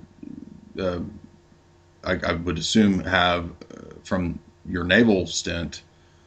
You could correct me if I'm wrong on this because I don't know anything. My dad was in the Navy, but beyond that, I'm not that up on it. But I read a Navy guy's essay a couple years ago, and he was saying that it's completely ridiculous from the way that the U.S. is laid out geographically, geopolitically, to think that it could be invaded. It's like the most difficult place to invade ever. And so the very idea that it could even be invaded is preposterous. But yet, that's of course thrown out the window in terms of all the propaganda and fear. Not so much of foreign invasion, but the propaganda of oh, we're going to be overrun by ISIS, which is utterly ridiculous. There's no ISIS in America. Or the idea of back in the 80s when they were hyping up Red Dawn with the commie invasion from Canada and Mexico. Yeah. Well, that's why you need things like 9/11. Yeah. Right. Oh, absolutely. Like it's so totally dependent on that. It's that there's just no way around it, because it legitimizes the whole state apparatus and all the war machinery and all that. I mean, they have to have some kind of narrative to allow or accommodate all this. There's just no way around it. So yeah, it absolutely is something that is always has been, and I try to always point this out. It's like this has always been the case. There's not ever been a case in the so-called history of so-called America where that has not been the case. Well, I'd like to get your thoughts on Cuba, because I got into that discussion with Tim Kelly because this was hyped up during the Cold War with this purported threat of the Soviets putting ICBMs in Cuba, and we're in danger because they're just right down there and they could launch these missiles and blow us all up, and JFK is going to save us by these midnight hour conversations on the red telephone and all this baloney that's put in the movies. And the same thought you had occurred to me too, that frickin' Guantanamo Bay is right there in the middle of Cuba on the south shore. That in itself doesn't make any sense. Yeah, an American military base on Cuba. Yeah. No, I mean it doesn't. How do you reconcile that? Isn't it supposed to be still communist today? Yeah. Right. Still communist. And we got a military base there on communist soil. And right. So no, it's like what I bring up a lot is just you can be presented with two totally disconnected concepts, and nobody questions it. And the whole Cuban Missile Crisis and all that I pointed out. I mean, that whole thing to me, I thought was just totally nonsensical, because from what I understand, with the nuclear arsenal, mm-hmm. So Russia has nukes. Okay, so what would be the difference if they now? So supposedly, the strategy would be, okay, first strike capability so that we could take out America before they have a chance to retaliate. But the idea that they could sneak those missiles into Cuba and position them and everything is it's absolutely ridiculous, man. I mean, and on top of that, if the Cold War, the communists were such a threat, and after the wall fell, why haven't we gone and gotten Castro? Right now, the mythology is that the CIA tried all these dozens of times to assassinate Castro with exploding cigars and exploding conch shells. I'm not joking, that's what they say. But they just never could get that darn rat bastard, right? Yet Chevy Chase can hang out with him and stuff like that. I mean, come on, this is utterly ridiculous, right? It's no different than Dennis Rodman going and hanging out with Kim Jong-un, and we just can't get that dang rat commie bastard, right? Right, yeah. But now supposedly they're still villains, but the only reason we didn't get them is because they had the ICBMs and they could have got us if we went after them. I mean, this is a little bitty patch of land. There's a base right there. They could easily take over this little bitty island. Well, did you see that article I posted about the Satan II missile that Russia has? Yeah, I did. You think they named it that as a psyop? Well, yeah, right. I mean, the name itself tells you that it's like just total bullshit. And I meant to send you. I didn't get a chance. I think that article that you posted was from the Mirror. The Mirror is the most ridiculous propaganda tabloid out of the UK, and of course, all those UK tabloids are all run by the intelligence agencies. But the I saw an article from the Mirror right after your article on the Satan 2 that was astronaut takes selfie in, I'm not joking, in space station wearing Star Trek outfit. So one of the astronauts, quote unquote, takes a selfie, supposedly floating in the space station out there, in a Star Trek outfit. And I got to thinking about that, and I was like, wait a minute. She's wearing a Star Trek outfit because everything that NASA is saying, it's Star Trek, right? It's fiction. Yeah.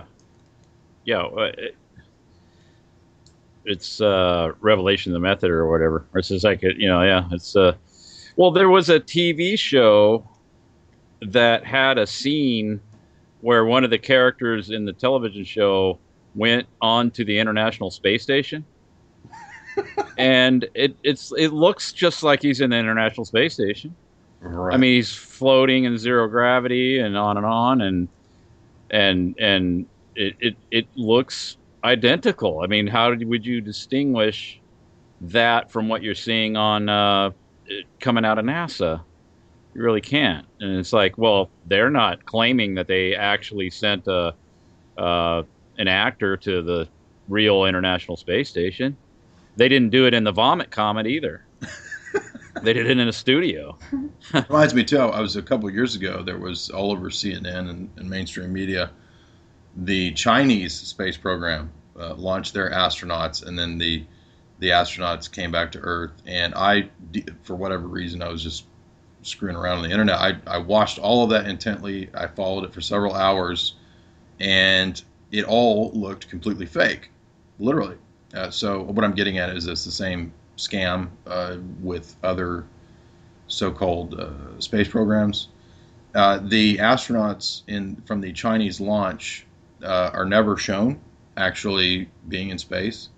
What they have is a computer-generated mock-up, as usual, and then the AP photos, always the AP photos show the astronauts getting out of what looks like a basketball, like a big basketball that they climb out of. There's nothing about this that even looks remotely real. So we're starting to see a pattern here, right? With the North Korean space program and their disco ball satellite sound studio stage set nuke program that they've got, right? That the AP took all the photos of. Starting to see a pattern here that it's not looking authentic. Well, no, none of that looks authentic at all, and it looks quite ridiculous. It looks like a B movie set. Yeah, and we were talking about that before, with how movies like motion pictures are coming out of Hollywood. They put a lot more effort into fleshing them out and making everything kind of look realistic. But the stuff that's supposedly real that's coming out of Korea and stuff like that just looks sort of just hacked, like a hack job. Like we found some stuff it's at like a rummage sale. It's like, is Ed Wood working for everybody's space program? Yeah. Like we found some stuff at a swap meet, like some like outmoded computer stuff. We're going to put this in here and not really go big budget on it. Just, and now, Chris, I'm curious, when you were in the Navy, did you study any battle strategies or naval principles of warfare and famous Navy battles? Did you do any of that kind of stuff? No. No. Because I wanted to ask you if the U.S. is subject to invasion. Well, if that is the, that's what we have the military for. I mean, you wouldn't know it. I mean, why would we have bases all over the planet if that's what if it's the Department of Defense is what it's called? Yeah, it's just nonsensical. I mean, the idea that America would be invaded, or the idea of this terrorist threat. I mean, if you think this through for a minute, and I've brought this up several times, and I don't know why nobody else kind of latches onto it, because it seemed like a simple matter. Okay, so you could come across the border fairly easily. I was actually down. It was just years ago. I was in El Paso, and I was walking around. I was going back and forth across the border a couple times and whatnot, and then I'm walking along. I just came through the what you call it, the entry point, and so I look down, and there's sort of like this I'm on this overpass, and I'm looking down, and there's like a freeway going underneath stuff. There's like all these chain link fences, and I see these two dudes like walk up, and there's like a hole in the fence, and they just walk right through and walk into and they're like, I don't know how many feet from the border patrol and everybody, and they just stroll right through. And okay, so you have that, and I'm sure other areas all down through the border are just so unbelievably porous, you can just walk right through and nobody's going to even notice. So you have that situation where so this potential for this ISIS or Al Qaeda or whatever is could just stroll right across the border with carrying anything they want, or even drive a truck. They could drive it 4-wheel drive or whatever through the desert across the border into the country. Hijack a tanker truck full of fuel and drive it into just about any government building or anything that they want to do. Like, who would stop them? How hard would it be to do that? It'd be absolutely just child's play, basically, to do something like that. Nobody brings that up as a potential threat or anything. Yeah, it's absolutely just no mention of that, any contingency for anything like that or anything resembling that. And I'm like, well, that should tell anybody that's thinking about this at all critically that there is no real terrorist threat. Yeah. But okay, let's say if that was that was carried out by these terrorist groups, what would they gain from that? I mean, what would be the overall benefit to their cause, other than to bring more military action against their country of origin or whatever happens to be? There would be absolutely no gain in doing something like that. I mean, this whole idea of this terrorist threat, as far as I'm concerned, like strategically, like what sense would it make to do something like that, to come in and attack a civilian target, and then for what? What would be the goal? Well, what I want to know is, why can you get on the internet and find a map of the so-called terrorist training camps that are all embedded throughout the United States, but as soon as somebody tries to collect some rainwater, the authorities all over him, but they can't figure out how to stop terrorist training? Yeah, they look at people's swimming pools, and I was talking to my buddy about it. They look at your swimming pool and see if it's dirty from the satellites, and then send a dude to his house. Yeah, but they can't find Bin Laden, right? Not if he's in the swimming pool. Oh, yeah, well, if he's not in the swimming pool, they can't find him. But yeah, I know it's absolutely ridiculous. Well, you made a great point on the call last night. The point you made that where were all the terror jihad attacks prior to the Cold War, right? In other words, so suddenly after the Cold War, all the jihadis want to fight the West. Where was did they not hate our freedoms before 1950s? I would think that they would hate our freedoms more because it was a more kind of prosperous era, a lot to hate on, Mm-hmm. About our big fancy. Yeah, and anybody who says they hate our freedoms is just idiotic. Saudi Arabia has absolutely no, quote, Western American freedoms, and is 100% best buddies with the United States and England. Yeah. It doesn't follow any kind of coherent logic. Doesn't have to. Yeah, it doesn't have to, right? Doesn't have to. That's what we were talking about with a lot of the stuff that's promoted out there. It doesn't have to follow any kind of consistent logic. It doesn't have to be coherent. Even it just has to be from a certain source, and that establishes it as a fact. When I think Goebbels or Himmler or Goering, one of those guys, has the often quoted statement that propaganda needs to be utterly dumbed down, simple, and ridiculous. Even it's something to that effect is the quote, and that's because you don't want people thinking about it. You want it to be a little over the top because that's the best way to spread your idea virally through a 5th to 6th grade reading level public. Yeah, it has to be really simplistic and straightforward and black and white thinking. Just we don't negotiate with terrorists. Yeah, we don't negotiate. Or you're with us, or you're with the terrorists, one or the other. So yeah, what even does that mean? You don't have to really flesh it out. You just. Well, Chris, I'll tell you why. What motivates them?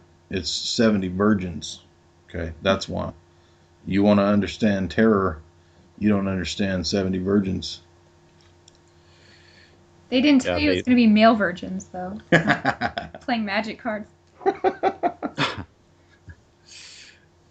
Yeah, that's what we're always told.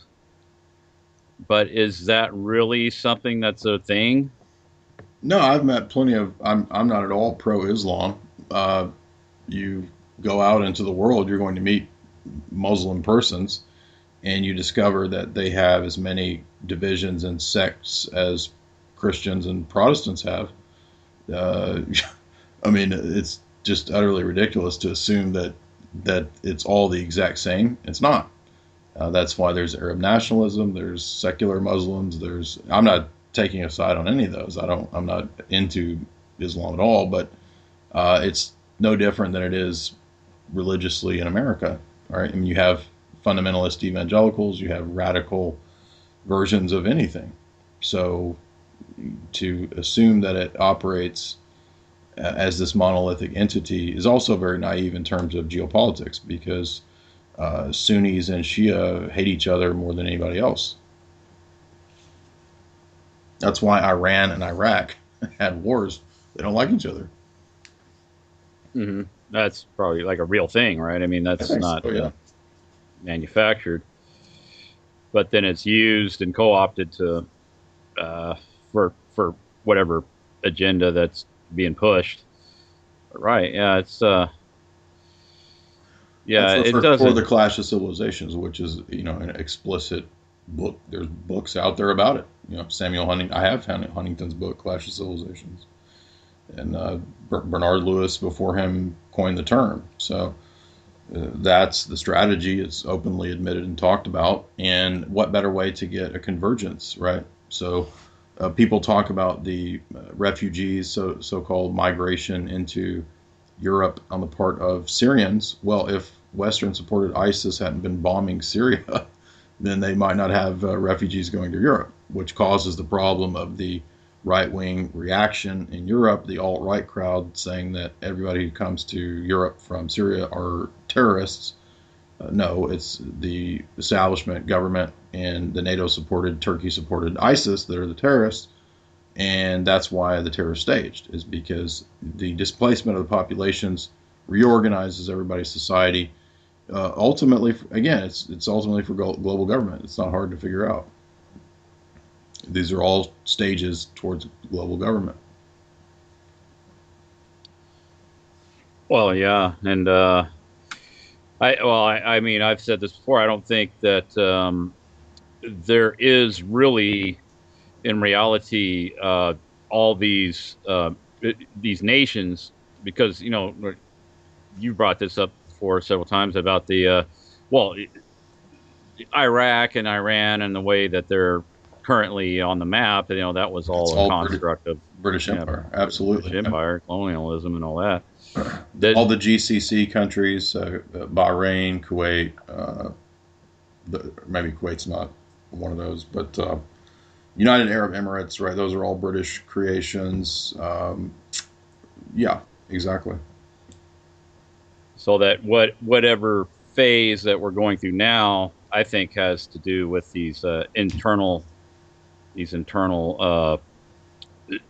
warring factions and stuff that are being kind of repositioned and all this stuff is kind of being kind of given a makeover, given a workover, where it's just another phase of the business plan. But yeah, it doesn't mean, I don't think that any of this can lead to the conclusion that when you're talking about Iran or Iraq, you're talking about or even North Korea. I don't think that there's any such thing as a nation state that exists on the planet currently that is autonomous outside of the greater world system or the global trade system or anything like that, so that they're independent. They're not independent. Exactly. We moved into the phase of the integration and globalization by design, where it's almost impossible to be that way. Or I would pretty much say it is impossible. Now, I think there are genuine people within nations that are that have reaction to globalization and don't want it. But the weakness of those people is that they're always generally confined to whatever their nation state is. And the problem is that you're up against something global that's already integrated through, the Bretton Woods system, World War II, the BIS banking system, which includes pretty much every country. It's already, a dollar-based global reserve.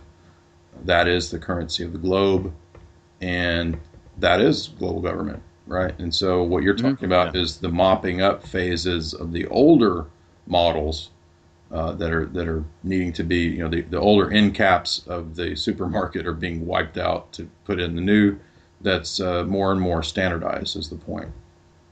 Yeah, I think that's mainly characteristic of these groups that are clinging to their religious beliefs and wanting to retain their heritage in that respect, where they're resistant to the weaponized culture and they need to be taken down. Exactly, and that would include, I would say, any quote traditional form of religion, regardless of whether you like them or don't like them. From the global strategist perspective, those need to be done away with or co-opted or turned into something new, right? So ecumenism plays into that, with trying to kind of water it all down into the same big sludge. Or you've got radicalization, which can be used to make groups look bad. We've talked before about Westboro Baptist Church. That's obviously a fake thing, and that gives the impression that everybody quote evangelical is like Fred Phelps or something like that. And then Islam gives the impression that everybody of that view is this kind of radical, suicidal jihadi. And that dialectically promotes atheism, which is a great means of wiping away previously existing traditions, regardless of whether they're good or bad. It's just, means to an end. They're viewed as tools. And if you can't use the religion as a tool, wipe it away and bring something new that's more amenable to, your business plan. But religions also have the force of uniting people around something that's an authority beyond the state. And that's the problem for the state or the corporate state or the corporation, because they, in sort of their own impetus, their own nature of the beast is to expand and become international, to dominate. And you can't have firewalls like tribes, nation states, families. These are all things that stand in the way of more and more and more standardization and power. I mean, it's pretty simple power politics there, but if you think about it, those things operate as firewalls. Even nation states, it's not, I'm not saying that the state is good or the nation state is, a lot of these things are created, but they eventually become firewalls in the sense of if the people develop their own means of doing things and what's the word I'm looking for? Their own shared tradition, right? The shared experience. Then those things have to, like that's what you're saying with the monuments. Those things have to be done away with to bring the new. Because as long as you've got, a piece of art in the center of the park of the city, people recognize that as something that's a shared experience they have of their culture, and that has to all be done away with to bring the global culture, which Hollywood is one of the main means by which that's done. Everybody wants to watch James Bond, even if they're in China, if they're in Thailand, if they're in Saudi Arabia, right? Yeah, it's universally popular. A lot of this Hollywood stuff, like you'll have, what was the movie Titanic? Yeah. And then you look at the international gross on that, and it's like, wow, it's pretty. That's why I see found. That's why I see America as the beta version of the New World Order. America was the first attempt at the total melting. I mean, yeah, there were empires before, but America is the first global melting pot that was created out of thin air, not based on any shared experience of peoples. And that's why it's the Enlightenment experiment. I think it was intentionally a sort of Rosicrucian Masonic Enlightenment experiment. And the idea, even from Bacon's New Atlantis or whatever, is that it's kind of going to be the new superstate, the new empire, the new magical Atlantis, basically. Of course, he's talking about science there, not magic. But then, so what America does is kind of give this image of that you can live the American dream and you can be free from any kind of strictures or traditions and all this, and live this dream. But now that Americanism has conquered the globe, I think they are really ready. I mean, I don't have any timetable or anything, but I mean, you can look at the Rockefeller white papers and all this stuff, and they talk about it openly. They're getting ready. I think in the next 50 years, they're going to move to the next phase, and the next phase is, the continental trading blocks, and that's why things like NAFTA, TTP, these things are the corporate strategies that show us how it's going to be moved into the continental trading blocks and the World Federation global government. Oh yeah. So you don't need the old American mythology anymore. You can eventually dispense with that. That was just a means to an end anyway. What do you think about China as being the next global superpower on the scene? Hard to say, because I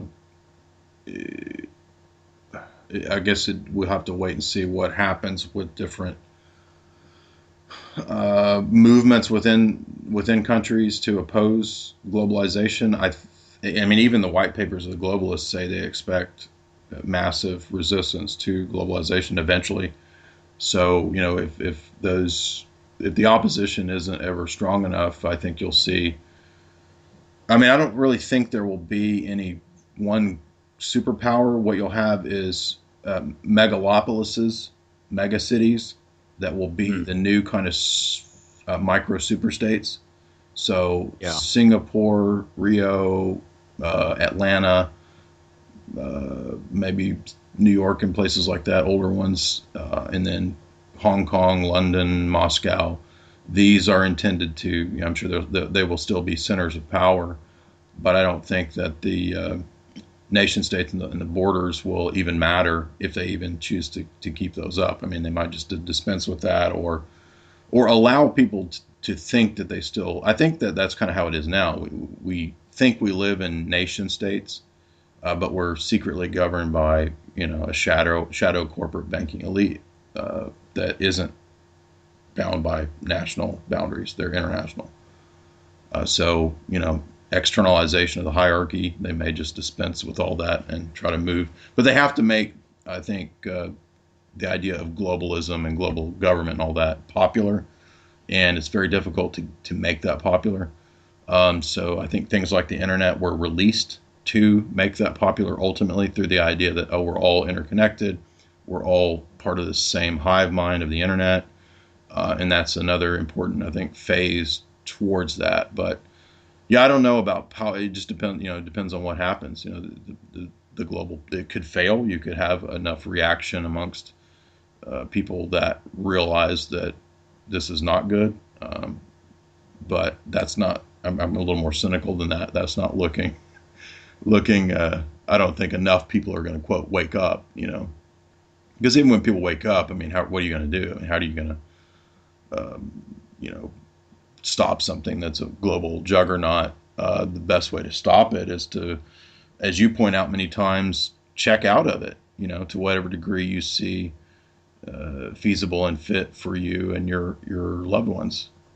Stop watching the TV. Stop. That's how you defeat the New World Order, is to not be a part of the lies and the scams and becoming self-sufficient and all that.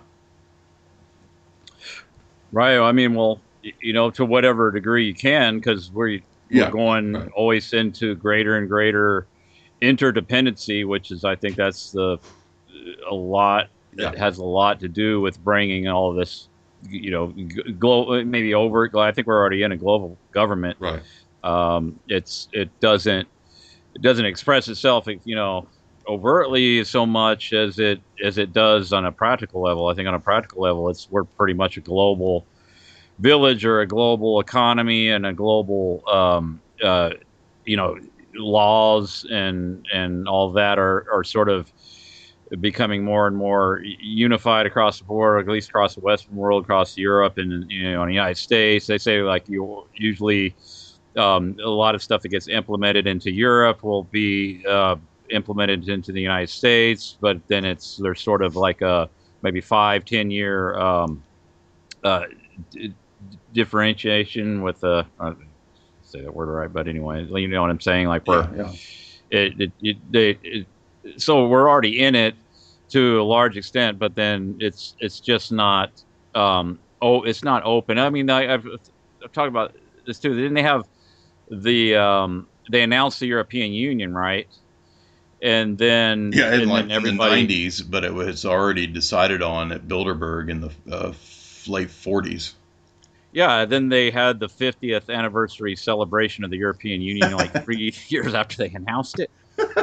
Remember that? It was right. Yeah. So, nobody really. When did that get voted? Oh, it doesn't get. Well, it gets voted on in the like the closed door sessions and all that. But it's not something that.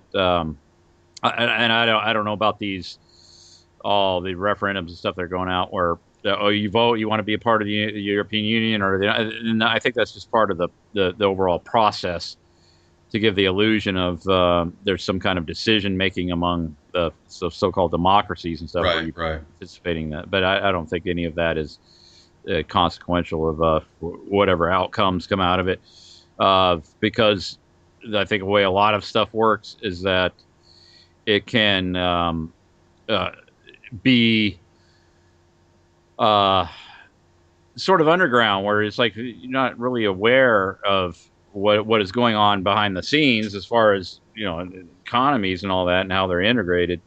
Yeah. Then operationally everything's intact, but then they can have these mock referendums and all that where people are allegedly voting on this stuff, but it's not. It's just not going to have any bearing on reality.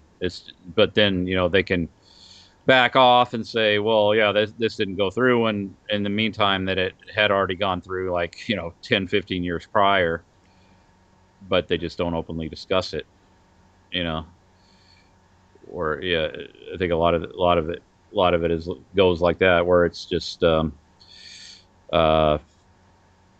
all politics and all that stuff is just theater, and then it's just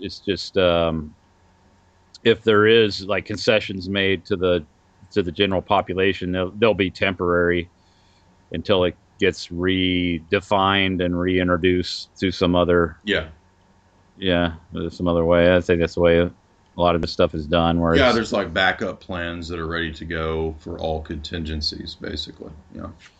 yeah. I think So it that's doesn't really matter, like if the Britons vote to leave the EU, that doesn't really matter. I mean, it's what's going to change in the shadow government. Nothing. right. It is interesting that Osborne, in commenting on the unpopularity of the EU and the people in the UK, he said, "All of you people who want to leave think that it's a massive conspiracy theory." And he says in that quote, this was like a couple days ago, he says, George Osborne says, "So you all want to leave, and that means, so you actually think," this is what he says, he says, "you actually think that your governing class, as well as Obama and the IMF, that they're all in a conspiracy against you." Yeah, yeah, we do. Right. I mean, yeah, but you don't. Yeah, it's such a loaded word, the conspiracy word, that they can just throw it out there, even though it obviously is a conspiracy by any definition of the word. They can just throw the word out there like it's, and then it automatically, it just renders the opposition, at whatever point you're trying to make, it just renders invalid because you're a conspiracy theorist if you're suggesting that this is done outside of the will of the people, quote unquote. And it's like, no, I mean, it's like obvious. There's no really debate about it. But then that's how these people operate. They just talk out of both sides of their mouth. And people are so used to it that they don't really think nothing of it. So they don't ever get really called out on much. And yeah. I think I think you're making a great point. Politics is theater for ugly people, like Gerald Celente says all the time. Yeah, it is. It's a scam. It's a game. And I always go back to Quigley because he talks about that in his book that, for 100 years, I'm sure it goes back beyond that, but for the purpose of his book for the 20th century, he's saying for at least 100 years, the power elite have given you the two-party system, Democrat, Republican, Tories versus Labor in the UK. You notice the same pattern everywhere, and that's to make you think that you if you just get in there and get involved and expend all your energy on this process, you can make a change, you can make a difference. How? By focusing all of your time and energy in campaigning for some guy who's, some multi-millionaire, multi-billionaire that you'll never ever meet, as you point out many times, that you've never seen except on some screen, and that this is going to change. That's all illusory. It's all theater, and it's given to you that way so that every 4 years you'll buy back into it. Yeah, and I think there's a definite ritual aspect to all of it, where it's yeah, or think about this. People used to say this to me. I haven't voted since 98. Yeah, like whenever that Bush before 9/11 thing happened. That was the last time I voted. I think I turned 18 around that time, and I didn't know anything at the time. Is why I voted, but I haven't voted since then. And when people ask me this kind of question, they're like, "Why haven't you voted?" I point out that they'll always make this derogatory thing, just like kind of like the, you don't support the troops. You're a coward. You didn't sign up for. I did sign up for the draft, by the way, but for the people who draft dodge or whatever stuff like this, people say you're a coward and stuff. It's the same way with voting. They'll say, "You realize what our founding fathers died to give you that right to vote?" I can't believe. I've had family members, bitch at me for not voting. I'm like, what is this scam? Why, you don't have any connection to these so-called founding fathers that you think died for you. They didn't die for you. They died for their own personal interests, and they were elite families anyway.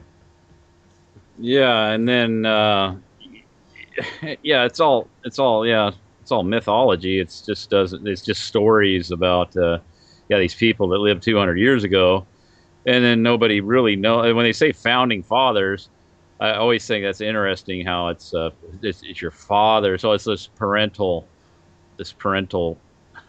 sort of I relationship, bet and you'll that's have really it. what the government is. Yeah. They'll look you in the eye and point in your face, and they'll say, "Our founding fathers died for your right to vote, and you won't vote." Yeah, like to shame you. It's like I don't know, man. Explain to me, founding fathers, so that I can be concerned. I That's what I would say. And it's like now I would say that. I mean, what are you? Oh, founding father. What are you talking about? Exactly. What are you talking about? Like, what do you have any idea? It's just kind of this. It's yeah, it's such an abstraction. Nobody could put their finger on it. Nobody knows what they're really specifically talking about when they bring up these buzz phrases and words. It's like a religious mantra or something like that, where you have like maybe a Buddhist or something. They'll sit around and they'll chant and they'll use the same kind of word over and over and over until it puts them into like a fugue state or something where they're disassociated from reality or whatever. And that's like a lot of this stuff is. It's just something that's been so repeated over and over throughout your entire life, ever since you were in grade school, that it is like a mantra that really has no real serious meaning attached to it.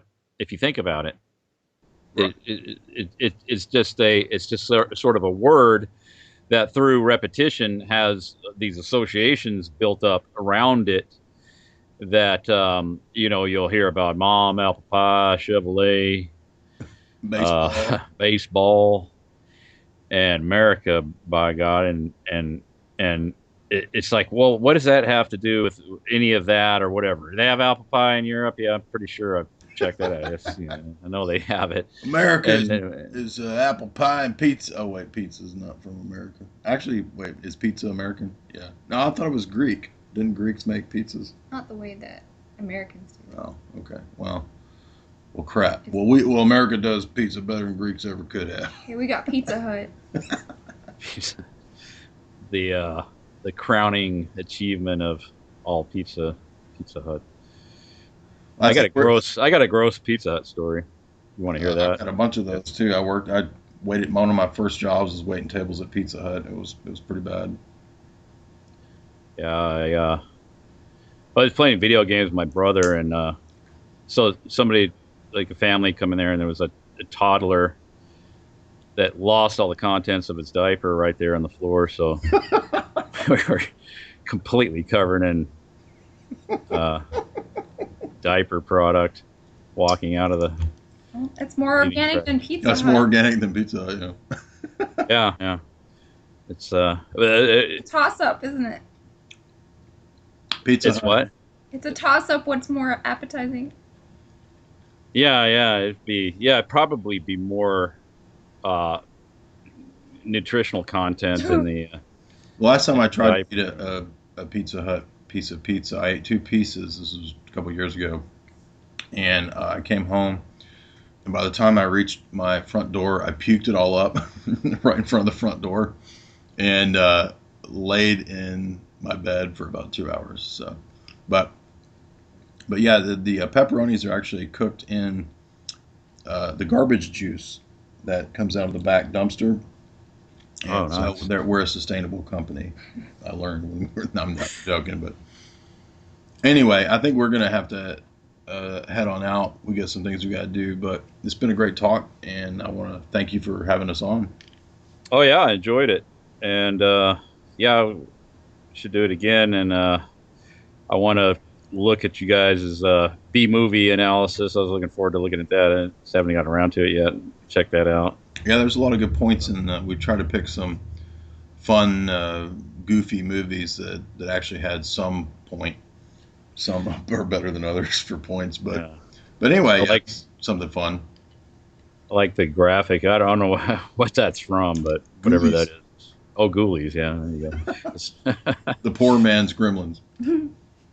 All right, thanks, Chris. Cool. And yeah, I want to remind everybody, check out Hoaxbusters Call if you're listening to this on my YouTube or podcast, and if you're listening at Chris's site, check out my book, Esoteric Hollywood. It's just saw the final format today. It looks really slick, and 364 pages of 404 footnotes. A lot of research, a lot of good stuff there, and you can get that on Amazon now. That is available right now, so you can order it and get a hard. You can order it, but the book, it will be out in 4 weeks. So you'll get it in 4 weeks, but it can be ordered now.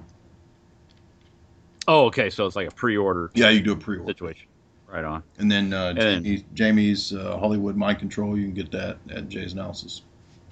Yeah, is that on Amazon too, or is that? Yeah, but if you, the way that she does it, the publisher doesn't get as much, which is her. So she only gets like $1 if you buy it on Amazon.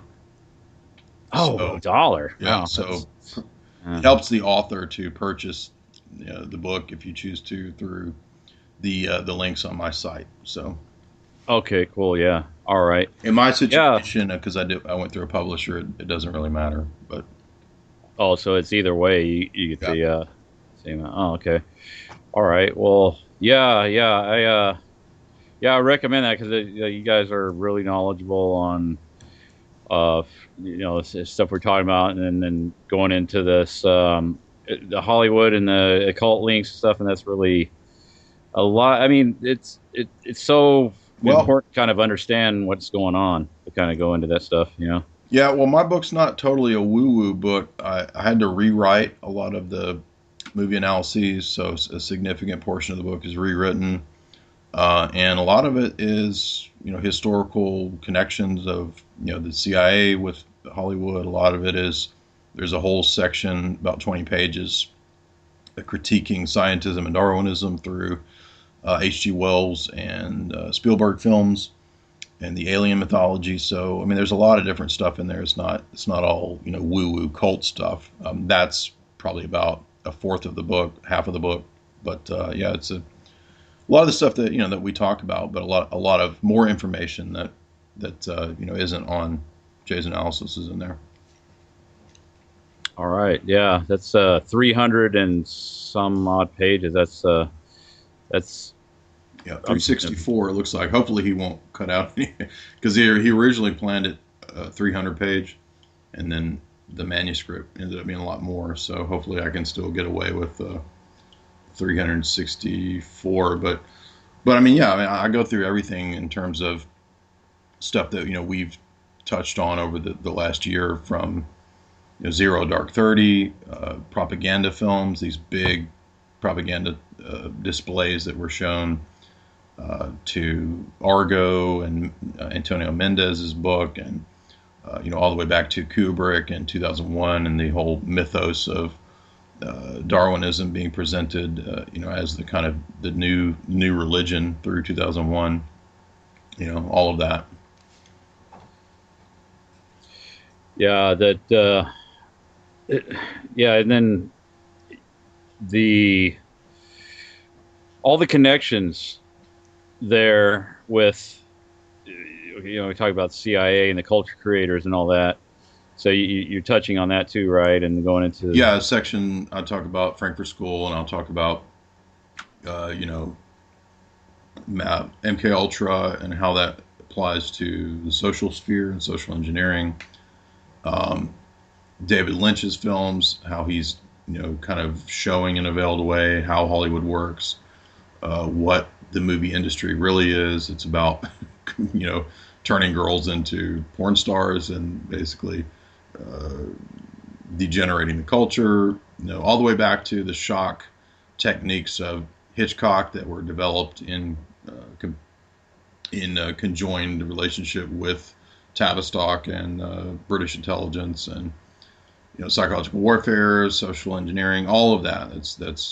This is really an analysis of propaganda and social engineering and psyops is what the book is.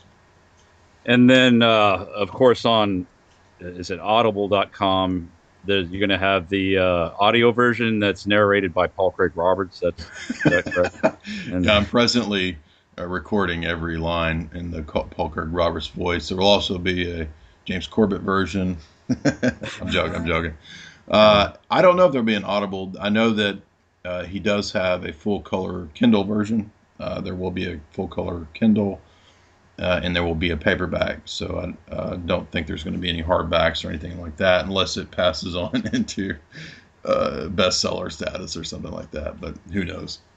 So it's got pictures in it. So yeah. Oh yeah, there's I think about 100 pictures. So yeah. All right, great. All right, yeah, that sounds good. That sounds really interesting.